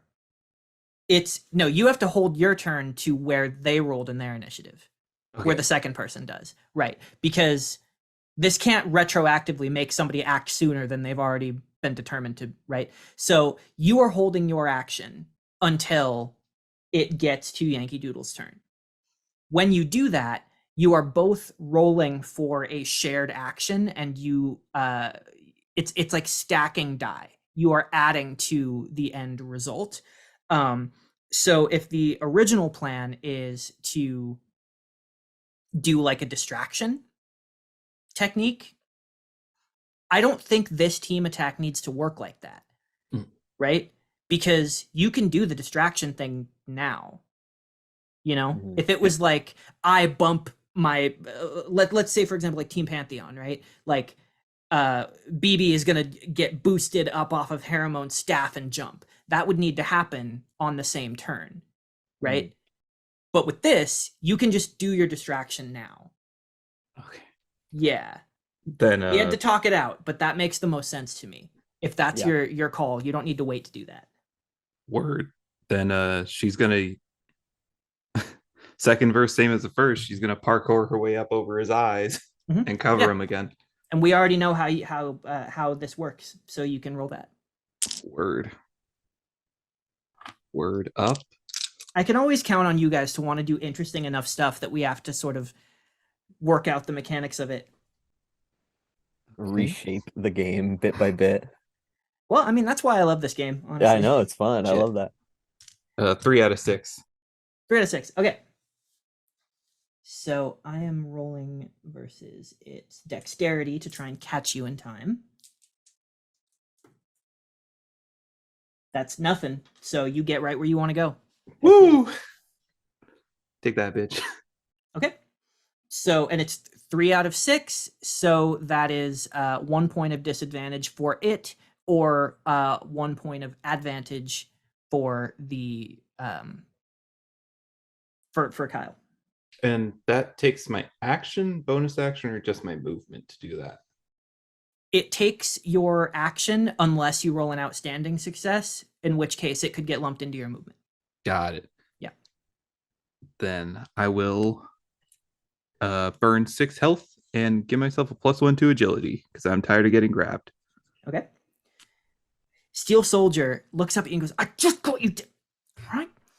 And he is going to continue just trying to destroy this thing at this point. But he's going to try to be a little more targeted now. He wants to bring this thing down. So he punches into the hole he already made, and his arm rips out the other side completely. And then he pulls it back and widens the dent even more. So there is now a smoking, sparking hole in the center of this thing, and it's starting to move a little bit slower. It looks Not great. All right.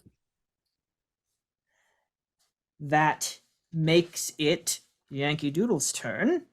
All righty. So now that Steel Soldier has walloped into this fella quite a bit, can I see any sort of transparent looking tank sloshing around with a yellowy liquid? Go ahead and make a. I want this to be easier for you now because that's true that you can see into the inside more. So instead of determining whether this is going to be your action or not, the advantage is that you can just use your secondary action to look in there. All right. And then I have advantage on whatever this turn because of. Yeah, so take one reroll of a failure. Okay. Because its eyes are currently covered. So it can't move out of the way to impede your investigation here. That is 2 out of 3 successes. Okay, so you can now see that it is actively leaking fuel. It doesn't look like it has anything to do with its robotic nature. Like if it ran out of fuel, it wouldn't stop working. Mm-hmm. But you can see that like half of its fuel reserve is on the floor. All right. Then what I want to do. My uniform is like a Yankees baseball uniform. It's like a short sleeve, but then they've got these black sleeves, like Under Armour, that comes out underneath the short sleeve shirt. And those sleeves are made of striking material, like on the back of any sort of survival knife or like a matchbox. So I want to run up to the pool of liquid underneath this robot and just strike sparks across it, and then leap up and try to grab Kit off the top if I can. Like, I know that's a lot. That's 2 things again.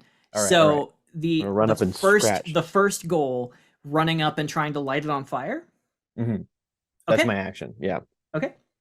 So go ahead and make a. This isn't a strength-based thing. You're just trying to do this quickly. I would say this is a dexterity roll using whatever skill that gadget comes with. So I've got the that feature technically counts as a bonus action. It says bonus action make sparks with costume. Excellent. So you can make this whole action as a secondary action. Okay, but I've already done a secondary action to look, right? Yes. You can say that was your action then. Because that wasn't an outstanding success, so it's not free. Okay. You can just call that your action instead and have this be a secondary. Okay, I'll do that. So I notice the fuel as my action. I run up, spark with the secondary. Okay. And then, so since that is a feature, I add an extra d6 to that?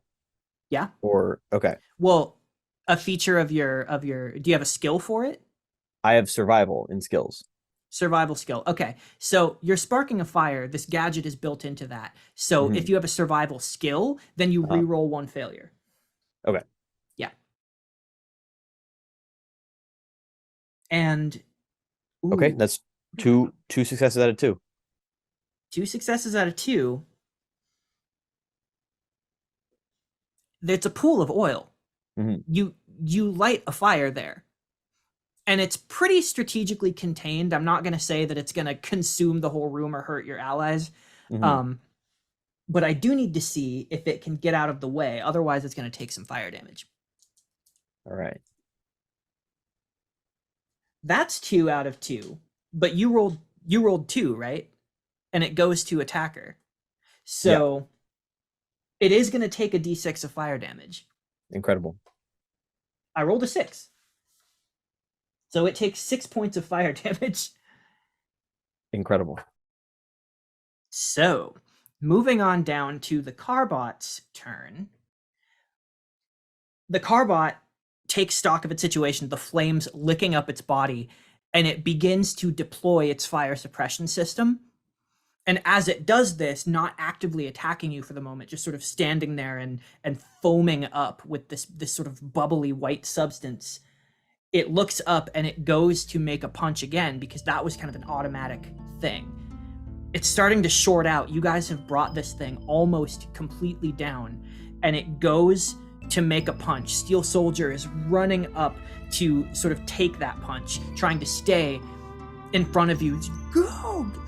And in this moment of silence, you see a grappling hook pierce through the hole that Steel Soldier made and then expand in the front and then pull down as the robot stumbles. A second grappling hook grabs one of the arms and pulls it back, anchoring it in place. And you hear magnets secure the other sides of these grapples to the wall, and this thing can't move. It's struggling with its robot strength, trying to pull itself free, but it's too late. A purple and black armored figure has already leapt forward, wrapping his thighs around the neck of this robot. With his crackling electric eskrima sticks, he begins to shove them up into its exposed, sort of between his neck plates, and short out its head, and then tear through it.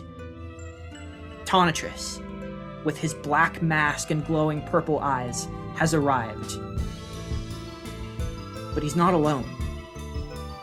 Flipping into view, standing next to Steel Soldier, is another figure that you recognize specifically from television. This is Red Queen, one of Tonatrus's second years, and the person who won the one-on-one fight tournaments last time. She is quite a popular up-and-coming young hero in training right now. You see a beefy, just muscled out young lady with this crimson, black, and white costume with a stylized Q in the center. She has very voluminous dark hair with white streaks down the front of her bangs and a classic sort of domino style mask.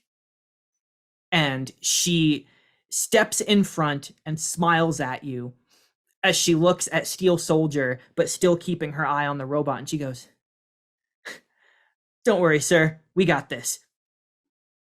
She flips herself up and kicks right up into the jaw of this creature with the most acrobatic series of flips that you have ever seen from a person who you know does not have any physical-based superpowers. And she and Tonatrus, like a well-oiled machine, take this thing down together, systematically, dismantling it functionally with martial arts. As they bring it to the ground and stand over its smoking heap, the two of them look at you. Red Queen looks over at him. She begins scanning. They're kind of ignoring you for a second, as you guys are standing here in the debris of this fight that you took the brunt of. Red Queen says to Tonatrus, "Yeah, this is pretty good machinery. Largely untraceable, but we can bring it back to Quickstep, see what she thinks. The sting is functionally ruined, though." Tonatrus goes, "Let me worry about that." He turns to Steel Soldier, walks straight toward him, and then looks back over at you two, and the coldness in his expression softens for just a moment as he says, "Are you two all right?" I mean, that was an interesting way to get down, but sure. What are you doing here, Uncle Tonatrus? He cocks his head and looks back at Steel Soldier. He goes, "That's a really good question. I was under the impression that you were explicitly told not to investigate this any further." And he leans in closer. And he says to Steel Soldier as he unsteels himself, "Why did you bring your first years here?" With your ears, you do hear it, though. Because we're strong and we're built different. Huh? Oh, he was asking why Steel Soldier brought us here, and I wanted to, because you're really cool and I'm really cool. Yeah. So we'll just stand back to back like this. Yeah, I'd say it's mostly because we're really cool. Soldier is seething and he just puts a hand up to silence you. Don't blame them. This was my case, my jurisdiction. I don't care whose specific political authority this is right now. We had a brief window, and Tonitrus goes, don't tell me about brief windows. This is our operation, a sting that took weeks to set up, that is now functionally ruined because you jumped the gun. I would advise you to take your team and get out of here. Well, I mean, we've been looking for weeks too. We were just trying to help. Maybe if we had linked up before this instead of worrying about whose it is to solve, things could have been done better. We appreciate you coming in and helping us out, and it's an honor to meet both of you. Red Queen does not share the coldness of her teacher in this moment. There is a clear empathy across her face. And you see her kind of wince as she looks over at Kit. And there's a moment where the emotion that, whatever emotion that Kit is putting out right now, you can swear you see it cross Red Queen's face as though she herself is feeling it. She shakes it off and looks away from whatever is radiating off of you. And you remember that it's public knowledge that she is an empath. That is her only actual superpower. Otherwise, she is just a martial artist, an incredible martial artist. And she walks over to Yankee Doodle specifically, and she goes, hey, I don't think anybody needs to get in trouble here, all right? Clearly there was some kind of a miscommunication. Jurisdiction shouldn't particularly matter here, and I'm sure it's no big deal, right? There's no reason that anyone has to... I mean, I'm not saying we cover it up or anything, obviously, but we're all on the same team. Yeah, exactly. And we found out a little bit of something that this might be, and I look over at Soldier as I'm saying this, just to make sure that as the words are coming out that they're approved. Do you give him the coin? Oh, yeah. I walk over to Steel Soldier and I hold my hands out. He takes it.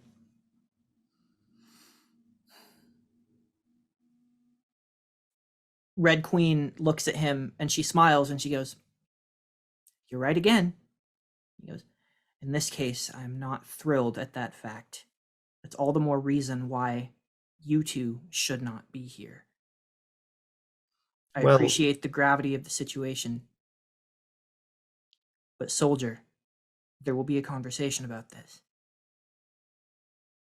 He crosses his arms and he steps not in front of you two, but side by side with you, in the center, with you two flanking. He goes, that's how it is now, yeah? Yeah. You go ahead. Handle your jurisdiction, Tonitrus. You and I both know this isn't over. He turns to walk away and looks over his shoulder to make sure that you're coming with him. I hold my hand to give a nice, good handshake to both of them. Tonitrus does, yeah. Thanks for the help. Oh my god. Okay. Yeah. Tonitrus shakes your hand very rigidly and he goes, be careful, son. Will do. Kit, back to her first tail.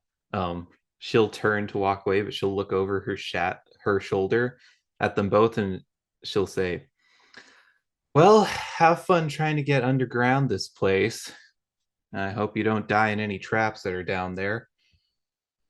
And yeah, I guess enjoy your time harbinging criminals. And she'll walk away with the sassiest walk. behind Steel Soldier. And as you walk away, there is again, a seething silence from Steel Soldier as you make your way back to the car. And as you're driving away, he stays quiet all the way until you get back to campus, back to your house. And as you step inside, for a moment, he sort of lets his guard down. He exhales for a long time.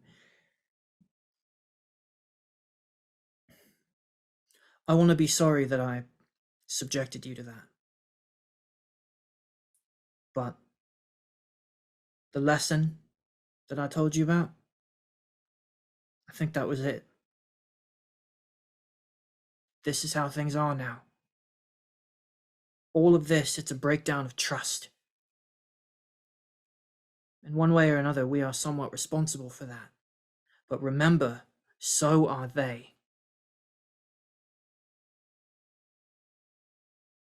Kind of makes me think that even if we hadn't gotten into trouble there, they wouldn't have been happy with it.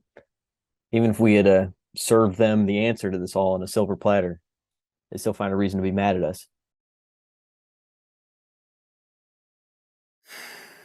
I need to have a conversation with the headmaster and the dean of instruction. Be prepared to be at the headmaster's office early tomorrow morning. Yes, sir. Hey, if they give you any trouble, just let me know. yeah, I'll do that. Oh, and he says as he stands in the doorway, promise me you won't go looking into this yourselves. Your involvement with this case ends here, and I'm giving you a reason. Not orders, a reason. I looked to Kit. Well, if answers come to us out of no fault of our own, we'll pass them along, but it's one less thing to do. I'll let those so-called Moonlight heroes think they can fix everything again. That was quick thinking in that room. Assuming they let you compete, I think you're gonna win this tournament. Mean a lot for us. That'd be sure. You sleep on that. And he closes the door and leaves you two alone. What kind of tea do you want tonight?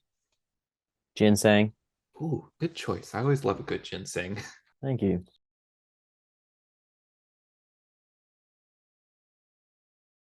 I just wish that it wasn't about all this, it was more about just helping people. You know what I mean?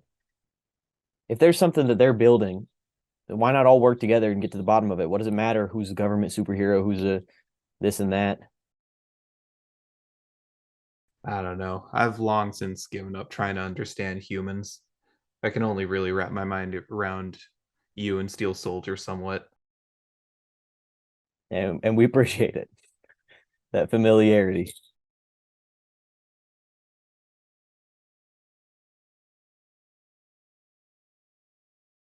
So as you guys sip your tea, heal up from any damage that you took in this fight, and really reflect on everything that's happened here, we kind of fade off of this moment.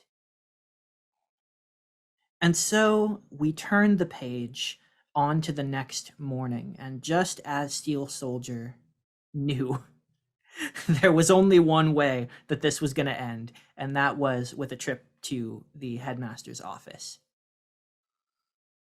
And so we find you two sitting in a large, comfortable office with a beautiful mahogany desk, the framed doctorate up above,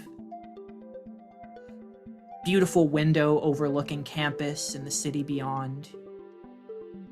not quite a jungle out there, considering that it's in an area that is, again, a little bit less downtowny than where Moonlight Academy is. So there are buildings, but they're spaced out, and you can see green, and you can see the horizon beyond the school.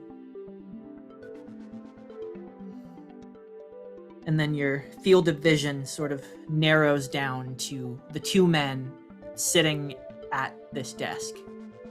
Now, this is the headmaster's office, not the Dean of Instruction's office, but currently they are both here. The Vangardes.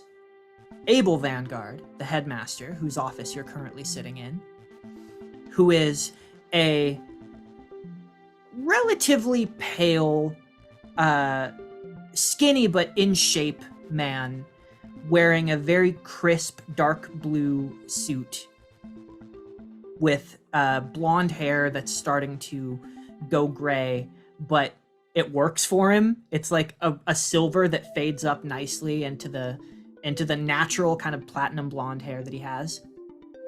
And he looks to be probably in his late middle age, approaching his 50s.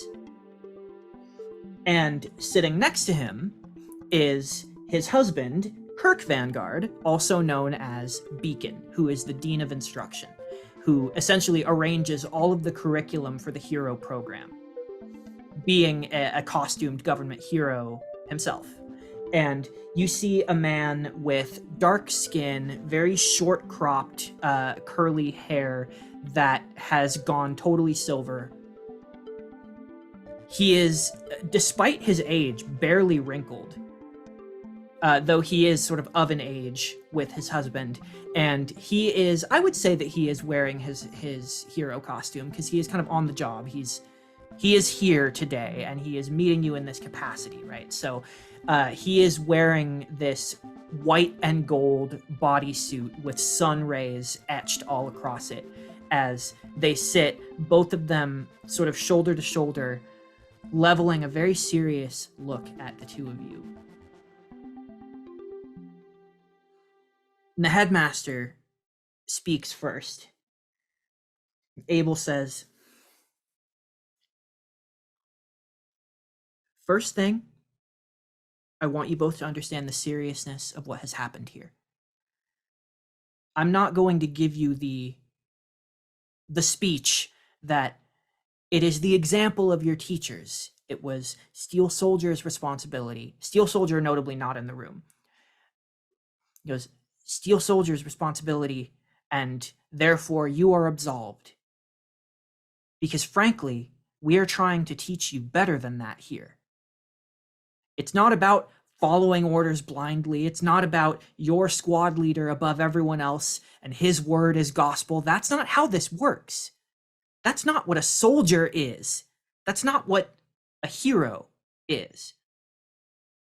When your teacher is wrong, we expect you to exercise judgment, to know when you're being asked to do something of you that is wrong." Oh, that's what happened yesterday. You told him to stop, so we decided that was wrong. Now, in Your Honor, Headmaster, in a very real way, that is true. We're using the tools with which you have been teaching us to use our judgment, and we decided that when we had the case in such a meaningful position, that we should act on it to best help everyone involved. We did not quite understand, because the details weren't exactly privy to us, why the jurisdiction was no longer under Steel Soldier's reign, responsibility. And so that is what kind of led us to having this misunderstanding with, Tonitrus.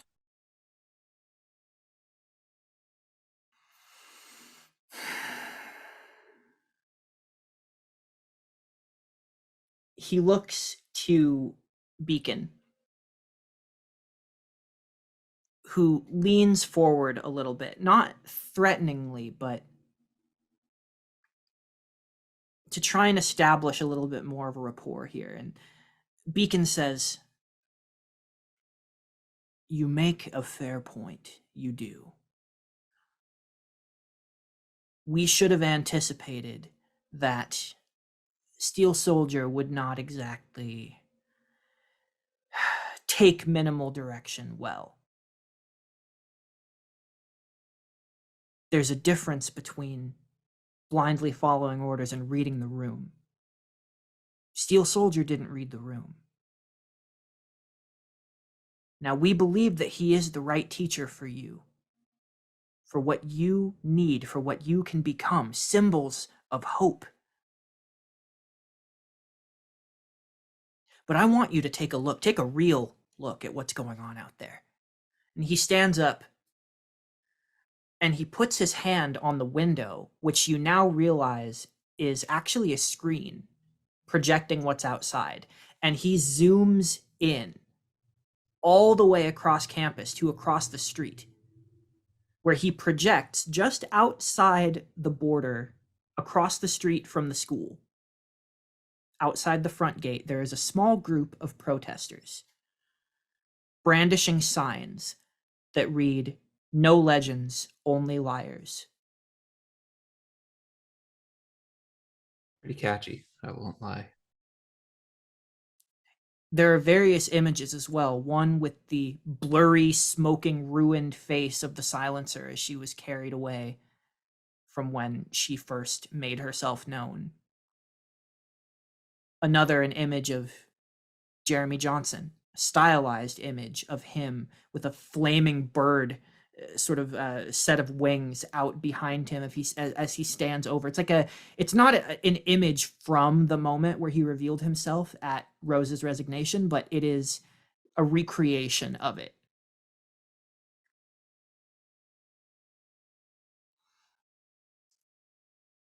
This is what we're dealing with. People are scared. Within our own government, we didn't see a plan that had been laid years in advance by a villain that we were happy to believe was dead along with his legacy, with his impact. We failed in that. And now, people don't know if we can protect them anymore. This city was saved by a group of heroes in training who had not even entered their first year. What does that say about us now? It should probably be clearer when you cut someone off, because it seems like you guys have been infiltrated at that point. I mean, doesn't marriage take a lot of communication? I thought that you'd be better at that. Now, I would just like to interject for a moment and say, I'm not quite, I understand being careful and all, and I understand that, public discourse is not very welcoming at the moment. But what in yesterday's situation would have made things worse? Because in my mind, I only see, we were close to getting to the bottom of something, and had we been allowed to, we would have, public sentiment would have been uplifted, possibly.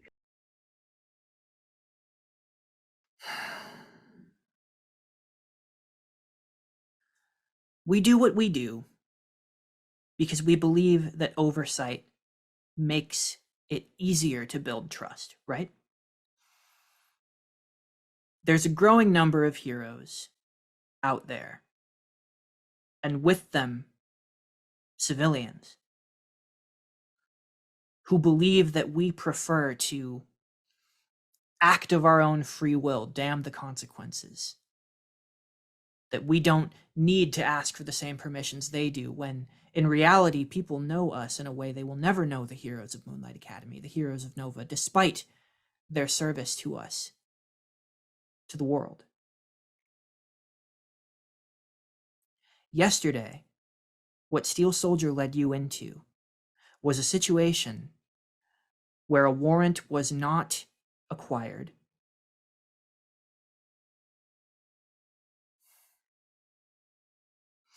A situation, frankly, that began with Moonlight, with Nova. This was originally Dr. Quickstep's case. Her team was the first to fight these villains.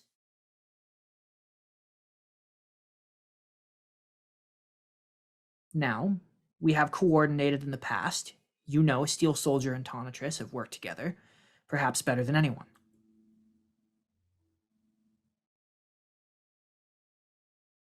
In the past, we've been able to coordinate where necessary, but otherwise accept the fact that oftentimes the authorities of the First City and the masked heroes are operating on the same goals. And if we happen to arrive at the same conclusion, we share information, we help each other. Now, the public is looking to see that cooperation in action. We need to show that we trust Nova as well to some degree, and accept that some people don't trust us and build it back. Now, this case was meant to return to the capable hands of the Nexus of Valiance. These orders came directly from above, from the new director, from Asher herself. The public needed to see if this is indeed going to be a larger problem.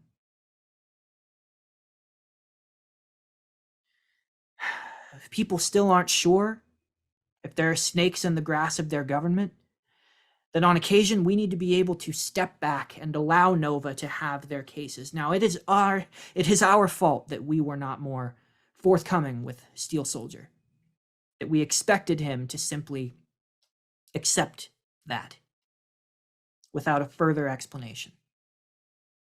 I think his definition of building trust in this case butted heads with ours, but right now, the two of us, we're concerned with yours. I understand the gravity of the situation. And I understand it's a complicated process to build back trust with the people. Just know that everything we did, and I know that you do know this from everything that you have acknowledged, what we did yesterday came from a good place of just wanting to help, which is what I think we're all in this for. If we really get back down to the roots of it, we all recognize that. Right, Kit? Huh? Oh, Yeah. Sure. Yeah. Carmichael usually knows better, so I just defer to whatever he says until I don't anymore. Kit has great judgment as well. That's just something I'd like to be clear on. She is, very upstanding, and she knows what she's doing. Well, I'm sitting right now, so. Yep. That's right. Thank you, Your Honor. The Vangardes smile at each other very tenderly, begin to chuckle a little bit, and that tension breaks somewhat. But the image of the protesters remains.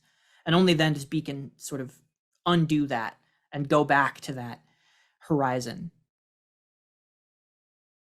view that you can see. But now that you know that it's there, that speck in the distance kind of remains in your field of vision. Okay. You're right. Your intentions are good. And while we do expect you to exercise better judgment, we cannot completely fault you for doing what you think is right. At the end of the day, we do still need to be able to exercise our own judgment of a situation. Now, we were of a mind to prohibit you from entering the tournament as a punishment. However, that would be a punishment for everyone, not just you. The world deserves to see two bright young heroes who are about to be on their streets, who are going to save them, who are going to do good things. They need to see you, and they should. And so, you are still free to enter at your own discretion, if that is indeed still your plan. Well, I'm thinking, first of all, thank you for the trust and vote of confidence. But yeah, we would very much like to represent the school and help build the trust back. And if that's the way to do it, then we're ready. We're ready to do that. Good. Well then, you'd better hurry. There's not much time left to sign up. You're dismissed. Thank you, Your Honor. And Beacon. Mr. Vanguard. Carmichael, just you don't have to be so nervous. They're just some humans. As walk out the room. Right. Most of us are, Kit. Most of us are. The door closes, and Steel Soldier is in full costume again, pacing back and forth outside the office, just waiting for you. And he sees you and he stops. He goes, "Well?" Well, we're still allowed to be in the tournament, which I think is a big win. Apparently, there's some protesters out by the front gate. That's been going on long before we came to Paragon. So I've read. That's the way of things. That's the way things should be. People free to exercise their opinions. They're right to be scared. Hell, I'm scared. I don't think we've seen the end of this problem. Yeah. No, definitely not. But I think that we have a chance here to really show people what is right and that they can believe in us. I think we should take it.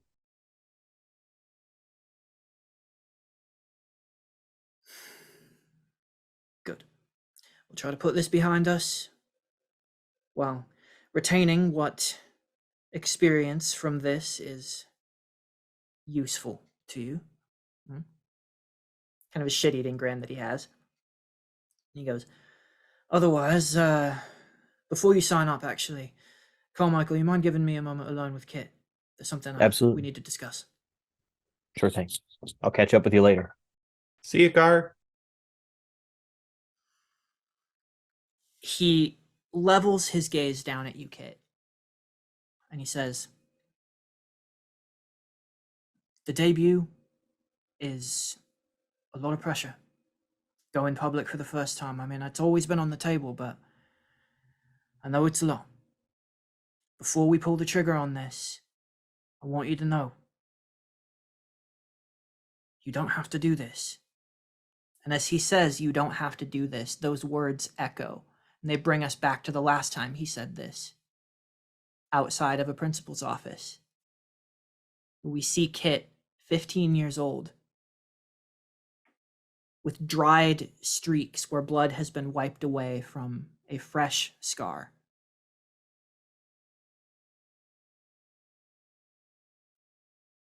You don't. But I think it's right.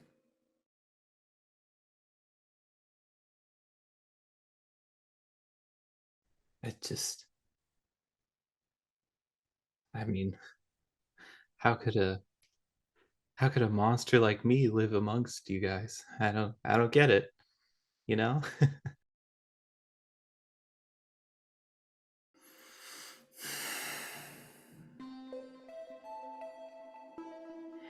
It's gonna take a long time to break down your own self-image, turn it into something that you want to look at. I'm not rushing you, but I will help you find that mirror. Tie that perception to something you can do for others. I have never met anyone like you before. You are not defined by what has been done to you, people you've associated with. There is a larger world here, in this world, that we all live in. Powers people have barely begun to understand. We think we know how these things work, but you are a living embodiment of the fact that we do not, and that should be beautiful. This, he turns his arm to steel. Alloy, science, skin cells changing their composition, it's all quantifiable. But the element underneath, just as unquantifiable as it is in you. The difference is, you're a little less explainable.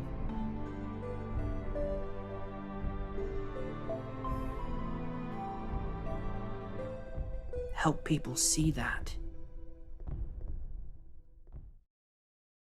Do all humans throw rocks at things that they don't understand? Because I don't No. think I like that.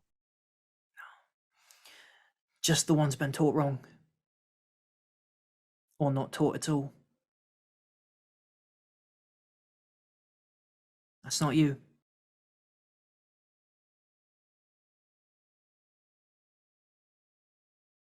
I think I'd like some tea and some nice tea cakes. My head hurts. We can do that. Come on. We have a lot to talk about.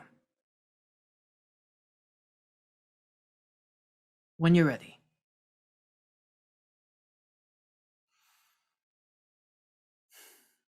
And we cut back to the present moment. In a mirror, him looking down at you with that same kind expression that he had then, but there's concern behind his eyes now that wasn't there before. Or if it was only a glimmer, and now it's hard as steel. But it's not for you. You might be the one thing that's focusing him in right now. Slowly and methodically, from one tail, you see 2, and then 3, and then 4, and that continues until you see 8. And she grows to a height of 6'1". Her hair straight set, her eyes vertical slits, orange gold around the iris, but just around the pupils, you see this deep, dark crimson red. And as she stands eye to him, she says, "Well, I think it's about time. 8 years. You've done a good job. I can handle anything that they throw at me. And this time I can move out of the way of the stones." That's what I like to hear. Well then, best get going. I don't know if I'll be able to play nice with those moonlighters. I don't like them. I don't like what they put you through, even indirectly, but I'll do my best to make you proud. And I'll make sure that the other tails do that as well.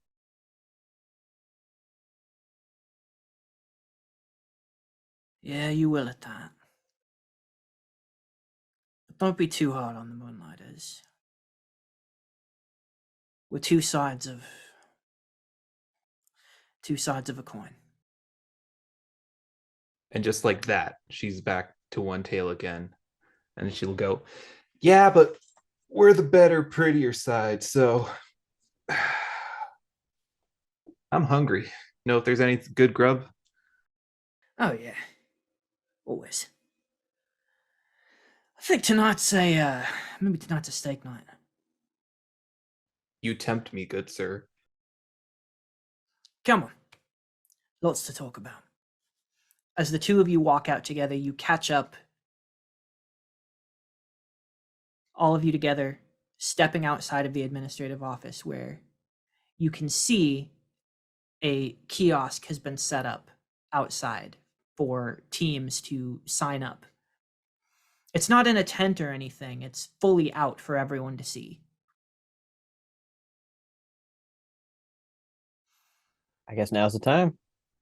Told us we were running out of it, right? Well, the deadline is 11:59 p.m. tomorrow, so you could still take more time if you need it. Though he looks around and you see something catches his eye. You kind of follow his gaze because he's not an easy man to distract. You notice that there are currently there's a line of teams who have kind of been waiting till the last couple days, kind of the last minute to sign up. And as people are coming up to sign up, there are people who are, it's kind of a crowd. There are people taking well, not taking pictures, but like taking sort of personal selfies afterward, or like with their groups to solidify that they're doing this. Some of them even doing it in costume. But as this is happening, the kind of pomp and circumstance of like, yeah, we're signing up, there is a figure in the sort of middle distance, separated enough that she's trying to stay just out of sight enough that she's not out of sight at all. And she's flanked by security people in suits. But you see a woman who is tall and slender with sort of hawk-like features, very beautiful, great skincare routine, with short black hair slicked back behind her head, this white suit that turns into a capelet, and you instantly recognize the striking figure of Dr. Tara Baker, who is she is a government liaison. She's visited the school before, primarily because she is the handler for the Arbiters, who are the most famous hero team, young hero team celebrities to have come out of the Legends Institute. And she's here, flanked by security, watching, with sunglasses on too, so you don't get a gauge of her expression, but she's motionless, statuesque, as she just watches various Legend students sign up. And then she notices you noticing her, and she turns to look at you. But she doesn't say anything. Well, looks like we got someone to impress, suppose. Yeah, Who go and stand in line. who is she? Do you recognize her, Carmichael? It's the Arbiters, Tara Baker. Yeah. I don't like how she's looking at Steel Soldier. Oh, she's not looking at Steel Soldier. She's looking at you. Unless she's looking at me. I think she's looking at you. Or is she looking at you? I can't tell. Hey! Well, I don't know. Hey! Got a staring problem? All right. Yeah. She smiles. She actually does smile. And she walks straight towards you. To me. And you notice as she does, security tries to flank her, and she puts a hand up, like, and they leave her alone. And she walks forward, and they stay like, and the line naturally, she doesn't even try to part it. The line just sort of like moves away from her as she steps straight through it and directly up to you. Steel Soldier gets between you. Dr. Baker, what a pleasant surprise. Soldier? She looks past him directly at Nine-Tailed Fox. And she lowers her sunglasses, doesn't take them off, and you see those bright hawk-like eyes leveled at you, betraying nothing without a roll, really. Well, I'm gonna roll. Oh, you can. Sure you can. She has a sort of a passive lying nature, you know. So let's just see what you get. 2 out of 3. 2 out of 3. Okay, middling success. Let's say she is clearly very interested, not only in like clocking who is signing up, but you get the impression she knows every one of these students. She can probably run a list in her head of all of their accomplishments at the school. She knows your grade point average. She knows everything about you that the administrators of the school know about you. Knowing that full context, you're looking at this woman and she is interested. She has a question that she has not asked yet. You feel it coming. She says, Would this be... No, she doesn't. No, she's not going to do a fake question. She's going to say, the one and only nine-tailed fox. It's good to see you. I'd say that, but that remains to be seen on my end. She takes her sunglasses fully off and she looks to Yankee Doodle. She goes, and of course, Yankee Doodle. How could I forget? It's a pleasure, Dr. Baker. No, the pleasure is mine, I'm sure. I hope that your being here means that you intend to sign up for the debut.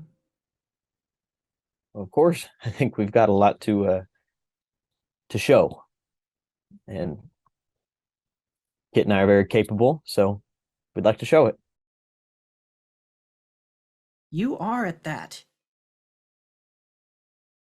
Well, I will be watching very closely. I have very high hopes for the two of you, and I wish you the best of luck. It's an honor. Thank you, Dr. Baker.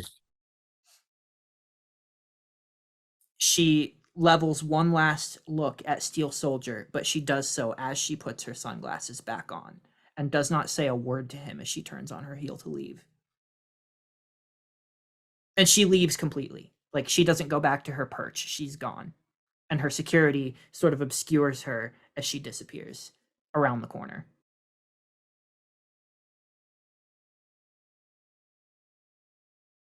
Carmichael, you feel a hand grasp your shoulder, threatening to pierce your skin with her nails, and she says, be very careful. I've seen those eyes once before, and that woman was wicked and evil. Well, do you want to talk about it, or? Nah, let's just sign up. All right. Well, let's be careful then. She says that, but you can tell in her walk she is very much on edge. Like, her ears are twitching, her tail is like swishing. Sort of just like rubber back. It's all right. Soldier Maybe is all right. laughing despite himself. Like, he was clearly not cool with that situation at all. And yet again, you guys are the one thing that sort of like bring him back, give him some hope. Go on, I'm right here. Let's get in line then. So you get in line. We could always cut the line, really show that we're going to be the winners. Well, I think that everyone has just as much of a right to be in line as we do. That's right, Yankee. And he gives you like a kind of a look. Come on. You guys get in the line until you finally make your way to the front. And Carmichael, you can't help but notice there are certain students who are in the crowd watching who kind of take hushed tones as Nine-Tailed Fox enters the area. But there is a strong divide between their hesitation, shall we say, and trepidation when they see Nine-Tailed Fox and their reverence for you. It's kind of a confusing moment. A lot of people don't really know what to do with that, so they kind of just like play it off and wave at you and like give you the thumbs up, like, good luck, yeah, good luck, guys. Yeah, we're gonna do great. Can't wait to see you in there. It's going to be fun to fight you, I guess. I don't know. And you sign up using your proprietary codes from your specific licenses. Your bio is uploaded. You've been working on your bio and image to be released to the public, which you know was going to happen on Monday. Same as with Moonlight Academy. They're going to go public and everyone will see their first impression of what young heroes are debuting themselves in this tournament. You guys make your way back home, get a few congratulatory pats on the back. not everyone is weird about Nine-Tailed Fox. It really is that, like, I'm sure that you guys have friends at this school, and we will come to meet them, just as Team Pantheon had the opportunity to create some people who would become their classmates and friends. The cast, rather, who plays Team Pantheon. You guys will have that same opportunity if you want to flesh out the ranks a little bit. Determine who some of your friends and allies, maybe even some rivals, are here at the Legends Institute. But otherwise, you guys don't hear anything else about this weird case. Try to decompress from the weekend. I will turn it over to you guys if there's anything that you guys would do over this weekend that you want to mention before we get to that Monday that goes public. Otherwise, we'll go straight to there. I'm mingling. I want to throw a little outdoor barbecue for our neighbors. Oh, for your yes. That's cool. Yeah. So Dr. Nanite's team comes over. Yeah, just sort of grilling up some burgers and hot dogs, veggie burgers and veggie dogs. What's in this? Yeah, there's one vegetarian at least on Dr. Nanite's team. Just in case, I like to sort of mix and match. Nine-tailed fox. She doesn't really interact, but she's like always around. Like she doesn't participate in any conversations with these people. But if you look, she'll just be like right there off to the side reading like a Dr. Seuss book or like a picture book or something like that. Excellent. Serve her up. Thank you. Home. Yeah. Would you say, is this on like the Sunday, like the night before, to sort of celebrate, like it's gonna start tomorrow, this is our hurrah? Yeah. I do it like as the sun is setting, so it's like that 4th of July vibes where you're outside like in the hot sun eating barbecue, but it gets colder. We'll shoot some fireworks off. I'm sure they have little robots. They can shoot like little celebratory robots. I don't know. That's really cool. And those fireworks are going off. You're enjoying this sort of relaxing evening. And we see the lights reflected in your guys' eyes as you're watching.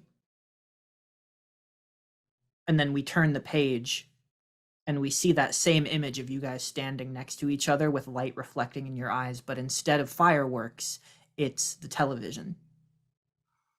As you see Jack Lopez, the probably most well-renowned news reporter in the first city, doing a live countdown to the public reveals of the competitors for this year's Champions debut, as well as the Legends debut, and the impending crossover tournament with the winners of each.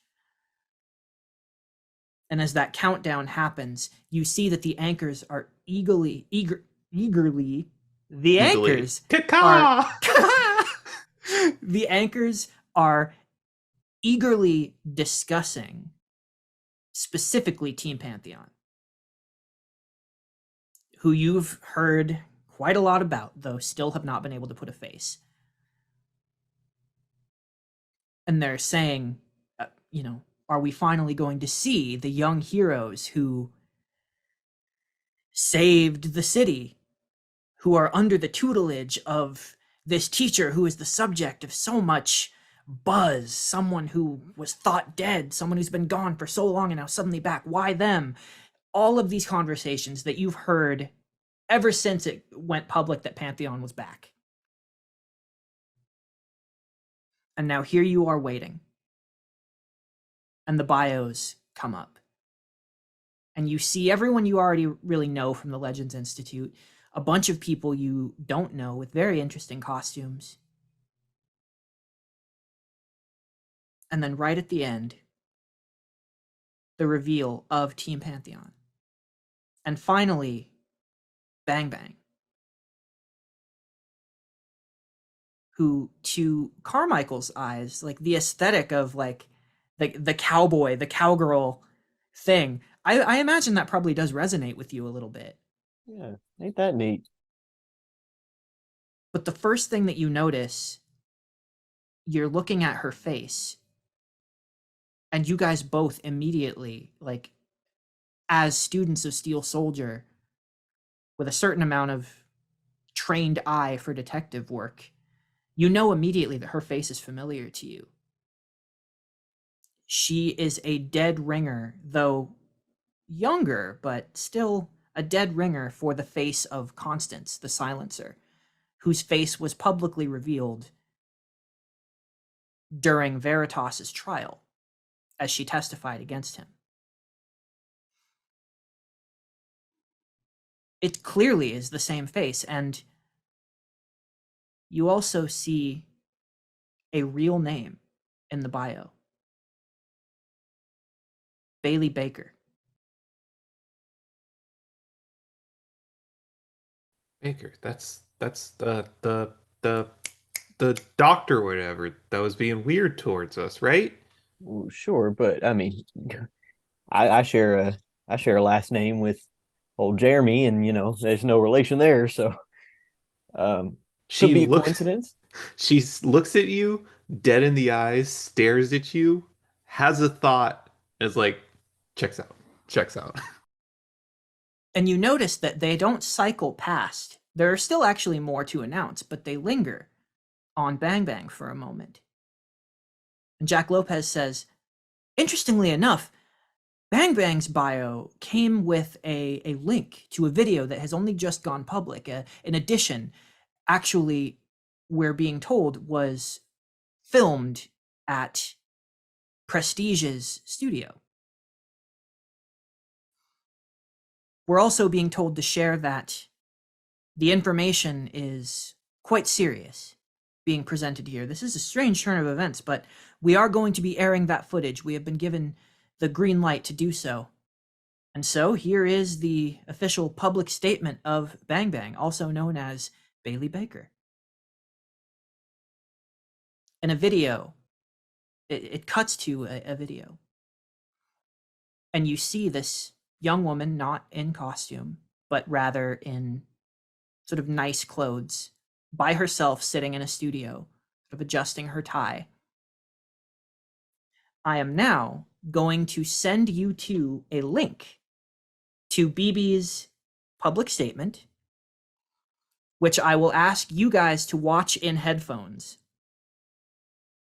But we are Whoa. going to keep filming so that I can see your reactions in real time as you watch BB's public statement, which will also be cut in right here so you can all watch along. So, I'm going to count down from 3. We're going to do 3, 2, 1, play. And on play, you guys are going to press play and watch this in real time as the audience sees it as well. We ready? Okay. So, as you sit here watching BB's public address, she begins to speak in 3, 2, 1, play.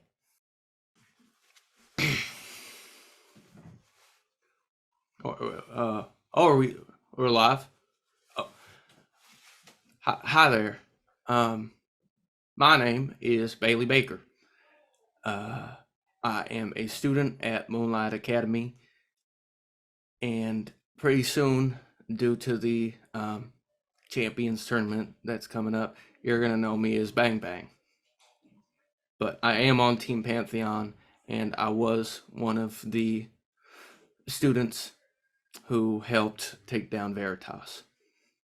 Now, if you watched the trial of Veritas, then you likely saw a face that was mighty similar to mine, but attached to a woman named Constance. And Constance is a clone of me. Now, she was cloned by Veritas, but I can't think of any way that Veritas would have been able to get my DNA to create a clone except through my mother, Dr. Tara Baker. Now, we all know, it's public knowledge, that Dr. Baker was the one who pushed the initiative of cloning forward. But what is not known is that she actually cloned herself illegally prior to receiving permission to start the voluntary cloning program. A teammate on Team Pantheon with me, Jeremy Johnson, was also cloned. His clone's name is JJ, and he's being kept in a secure facility by Alma, or rather, the remains of JJ are being kept in a secure facility. But what is not known as well is the reason there's no physical evidence from Tara Baker's illegal cloning is because she ordered the Johnsons to destroy all the physical evidence, Jeremy's parents. I wanted to come forward as a flesh and blood connection between myself, Constance, and Tara to show that cloning is being done nefariously and against individuals' wills. Now, I want to put this forward because I believe that the cloning, duplication, and replication of powers and others is dangerous and should be monitored, and it certainly shouldn't be in the hands of someone like Tara Baker. She's unfit to lead the Arbiters.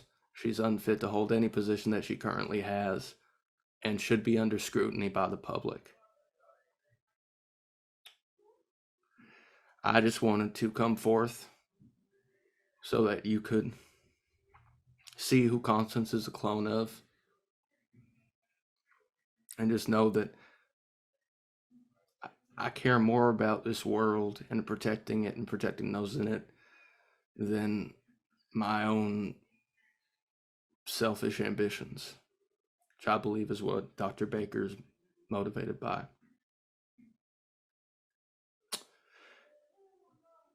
Thank you for listening, and thank you for your time, and hope to save you in the future.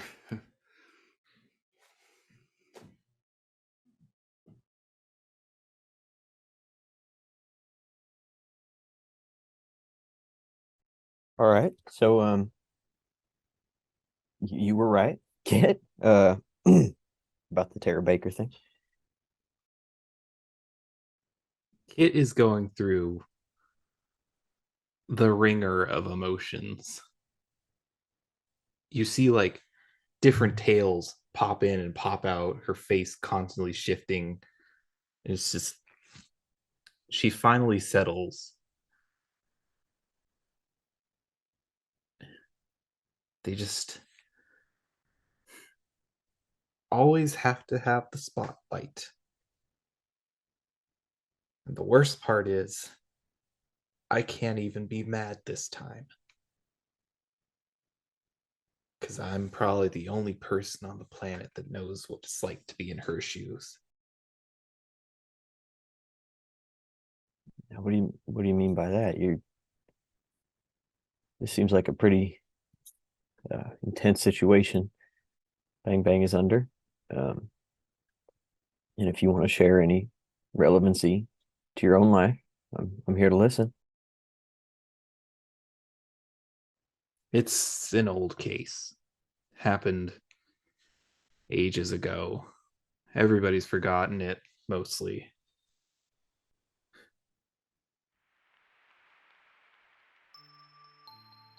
My parents,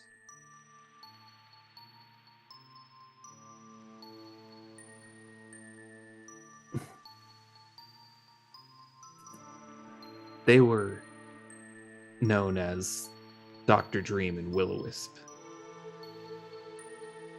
I don't know if you remember it, but they went on a villainous streak for a long time. Yeah. Hell of a streak. And as she kind of is like reminiscing, what you would probably know is that, yeah, they had been active as a team of supervillains for like 16 years. And they were taken down by a team of heroes led by Tonitrus and Steel Soldier, who sort of went around all like FCS and Alma in order to take them down.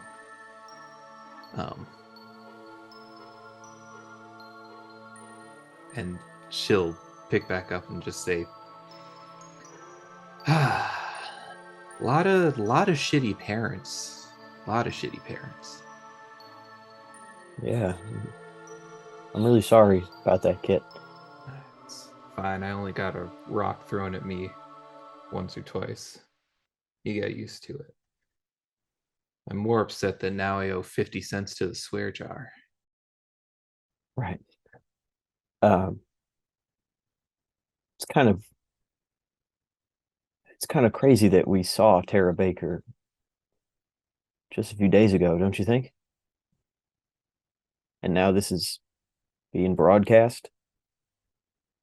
Feels like we're living through something quite big. Yeah. Maybe when we get to meet Team Pantheon, you'll have something to talk about. This old Bang Bang.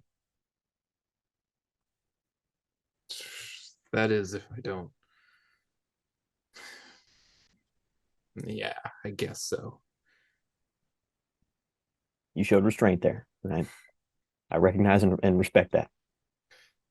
God, sometimes you're just too sweet, Car.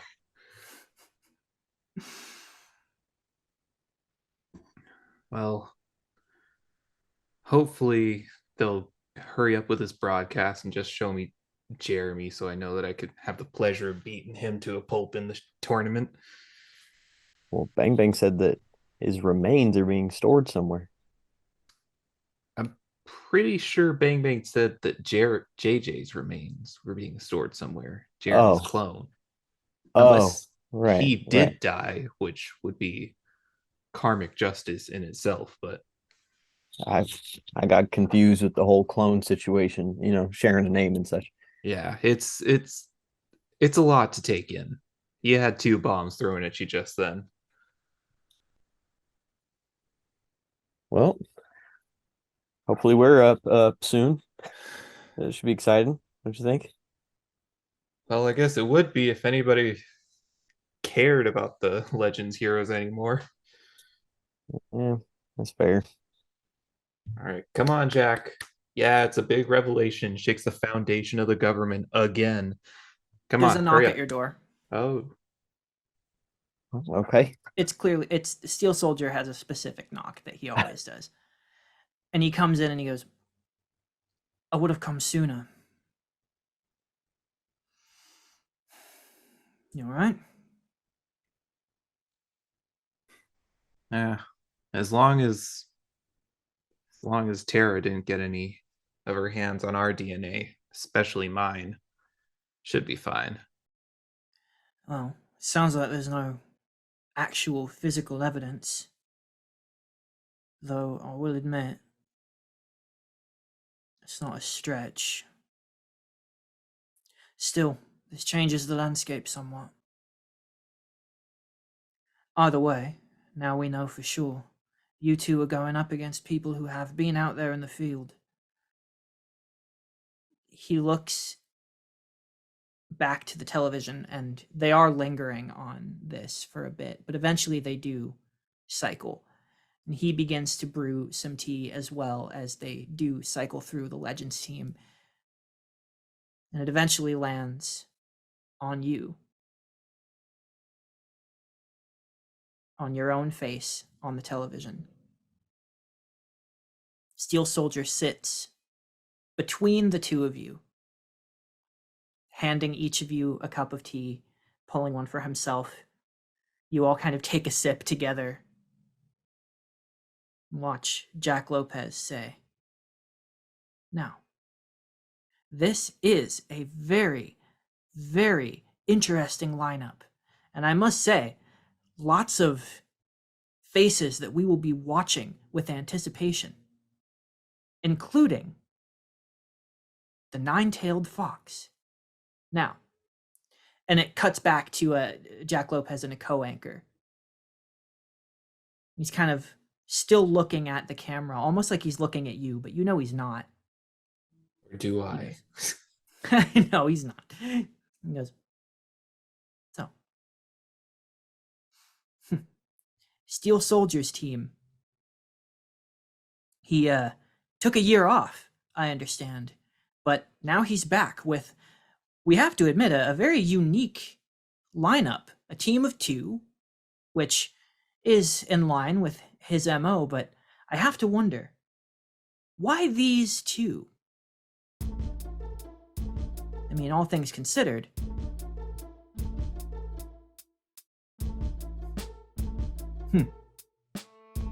The Nine-Tailed Fox. What do you think of her? Steel Soldier looks at the TV. You see the reflection of your face in your face looking back at you. And he turns the TV off, and then it's just your reflection in the screen. And then it cuts to black. And that is where we're going to call this episode. And pick up 2 episodes from now, as from this point forward, every episode we will alternate between Team Pantheon moving up through the ranks within the Champions debut, and of course back to Team Steel Soldier as they make their way through the ranks in the Legends debut. Until, of course, eventually all threads tie together in the end. Thank you so much, Ben and Kyle. It's been awesome, and it's going to continue to be awesome. This is hopefully now you guys understanding why I have been so, you guys, the audience, understanding why I have been so excited about this volume. It is a crazy idea that I've been looking forward to, and you guys are just the guys for the job. So happy to have you here. We will see you next time. Keep it super. Bye.